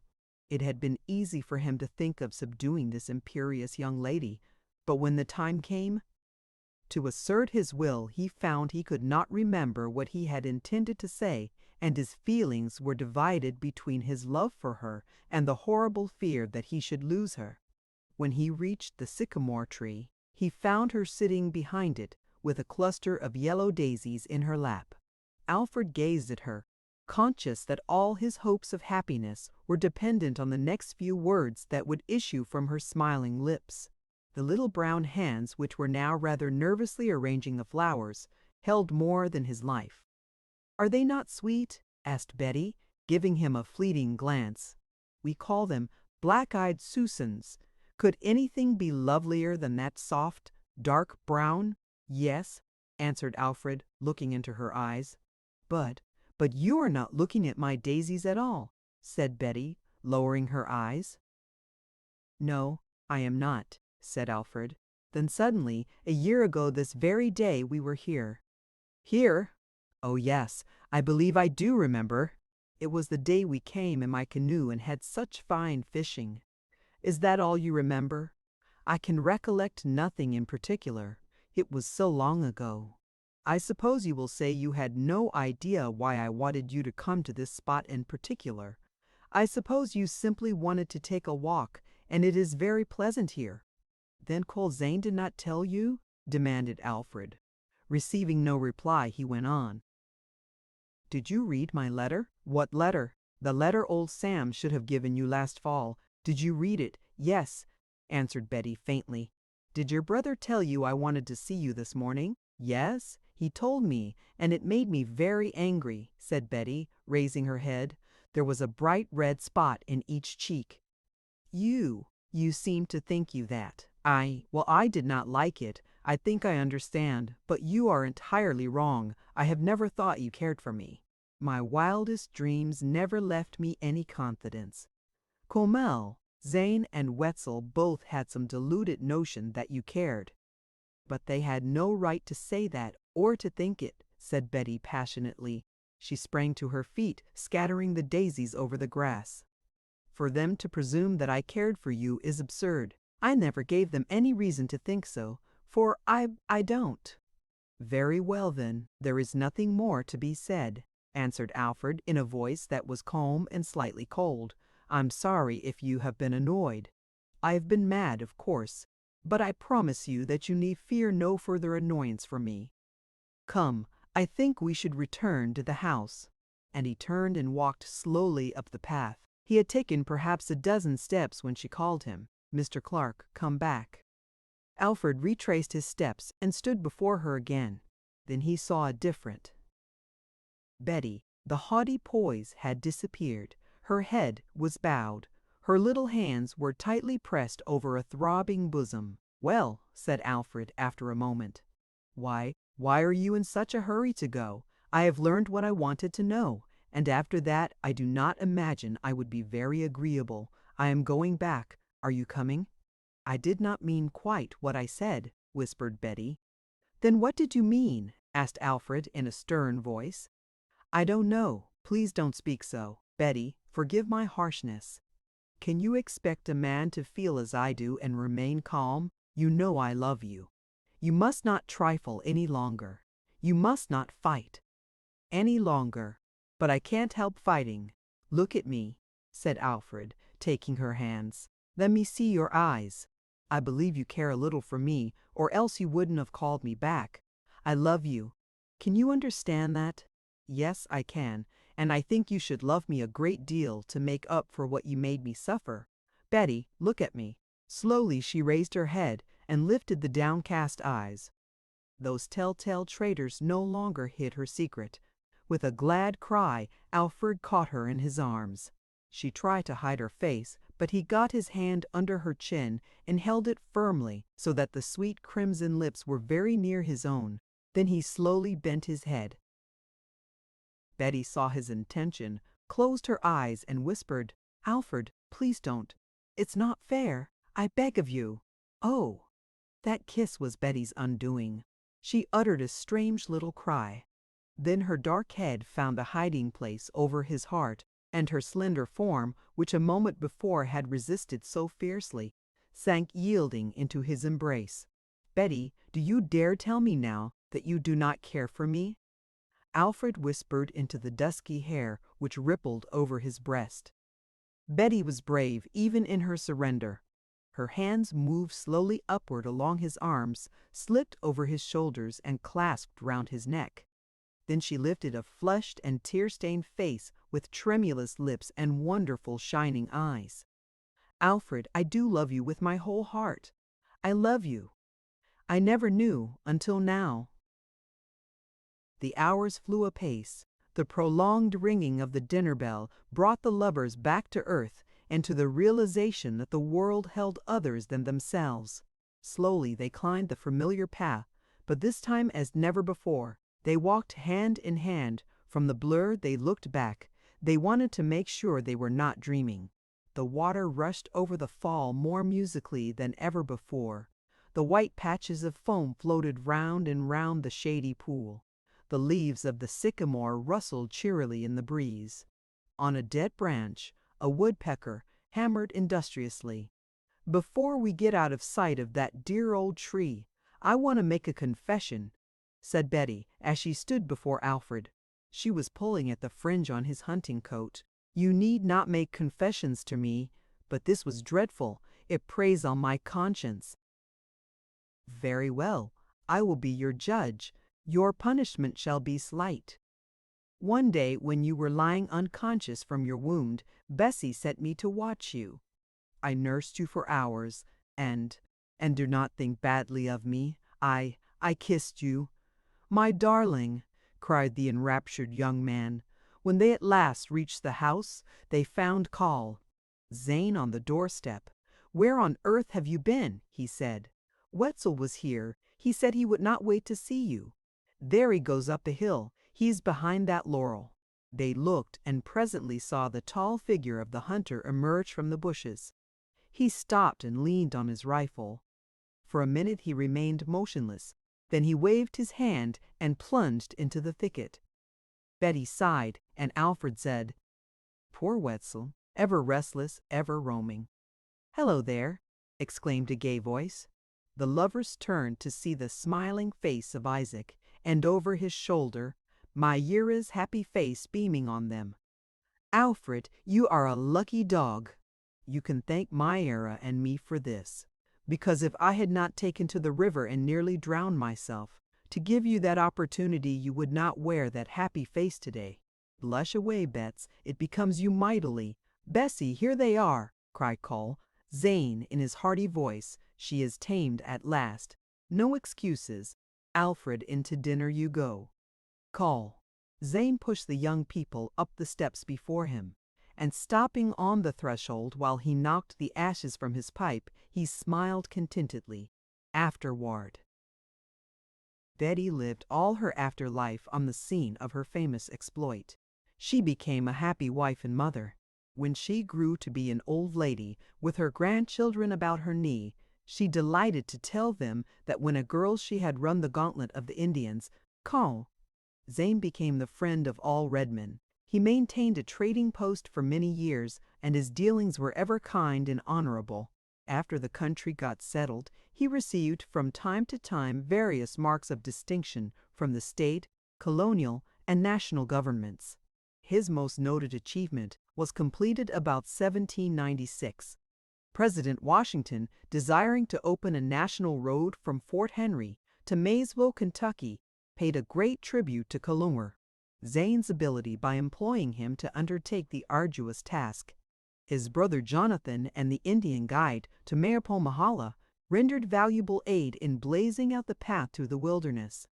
This road, famous for many years as Zane's Trace, opened the beautiful Ohio Valley to the ambitious pioneer. For this service, Congress granted Zane the privilege of locating military warrants upon 3 sections of land, each a square mile in extent, which property the government eventually presented to him. Zane was the founder of Wheeling, Zanesville, Martin's Ferry, and Bridgeport. He died in 1811. Isaac Zane received from the government a patent of 10,000 acres of land on Mad River. He established his home in the center of this tract, where he lived with the Wyandot until his death. A white settlement sprang up, prospered, and grew, and today it is the thriving city of Zanesfield. Jonathan Zane settled down after peace was declared with the Indians, found himself a wife, and eventually became an influential citizen. However, he never lost his love for the wild woods. At times he would take down the old rifle and disappear for 2 or 3 days. He always returned cheerful and happy from these lonely hunts. Wetzel alone did not take kindly to the march of civilization, but then he was a hunter, not a pioneer. He kept his word of peace with his old enemies, the Hurons, though he never abandoned his wandering and vengeful quests after the Delawares. As the years passed, Wetzel grew more silent and taciturn. From time to time he visited Ft. Henry, and on these visits he spent hours playing with Betty's children. But he was restless in the settlement, and his sojourns grew briefer and more infrequent as time rolled on. True to his conviction that no wife existed on earth for him, he never married. His home was the trackless wilds, where he was true to his calling a foe to the red man. Wonderful to relate, his long black hair never adorned the walls of an Indian's lodge, where a warrior might point with grim pride and say, "No more does the death wind blow over the hills and vales." We could tell of how his keen eye once again saw Wingnanund over the sights of his fatal rifle, and how he was once again a prisoner in the camp of that lifelong foe. But that's another story, which, perhaps, we may tell someday. Today the beautiful city of Wheeling rises on the banks of the Ohio, where the yells of the Indians once blanched the cheeks of the pioneers. The broad, winding river rolls on as of yore. It alone remains unchanged. What were Indians and pioneers, forts and cities to it? Eons of time before human beings lived it flowed slowly toward the sea, and ages after men and their works are dust, it will roll on placidly with its eternal scheme of nature. Upon the island still stand noble beeches, oaks, and chestnut trees that long ago have covered up their bullet scars, but they could tell, had they the power to speak, many a wild, thrilling tale. Beautiful parks and stately mansions grace the island, and polished equipages roll over the ground that once knew naught save the soft tread of the deer and the moccasin. McCulloch Rock still juts boldly out over the river, as deep and rugged as when the brave Major leaped to everlasting fame. Wetzel's Cave, so named to this day, remains on the side of the bluff overlooking the creek.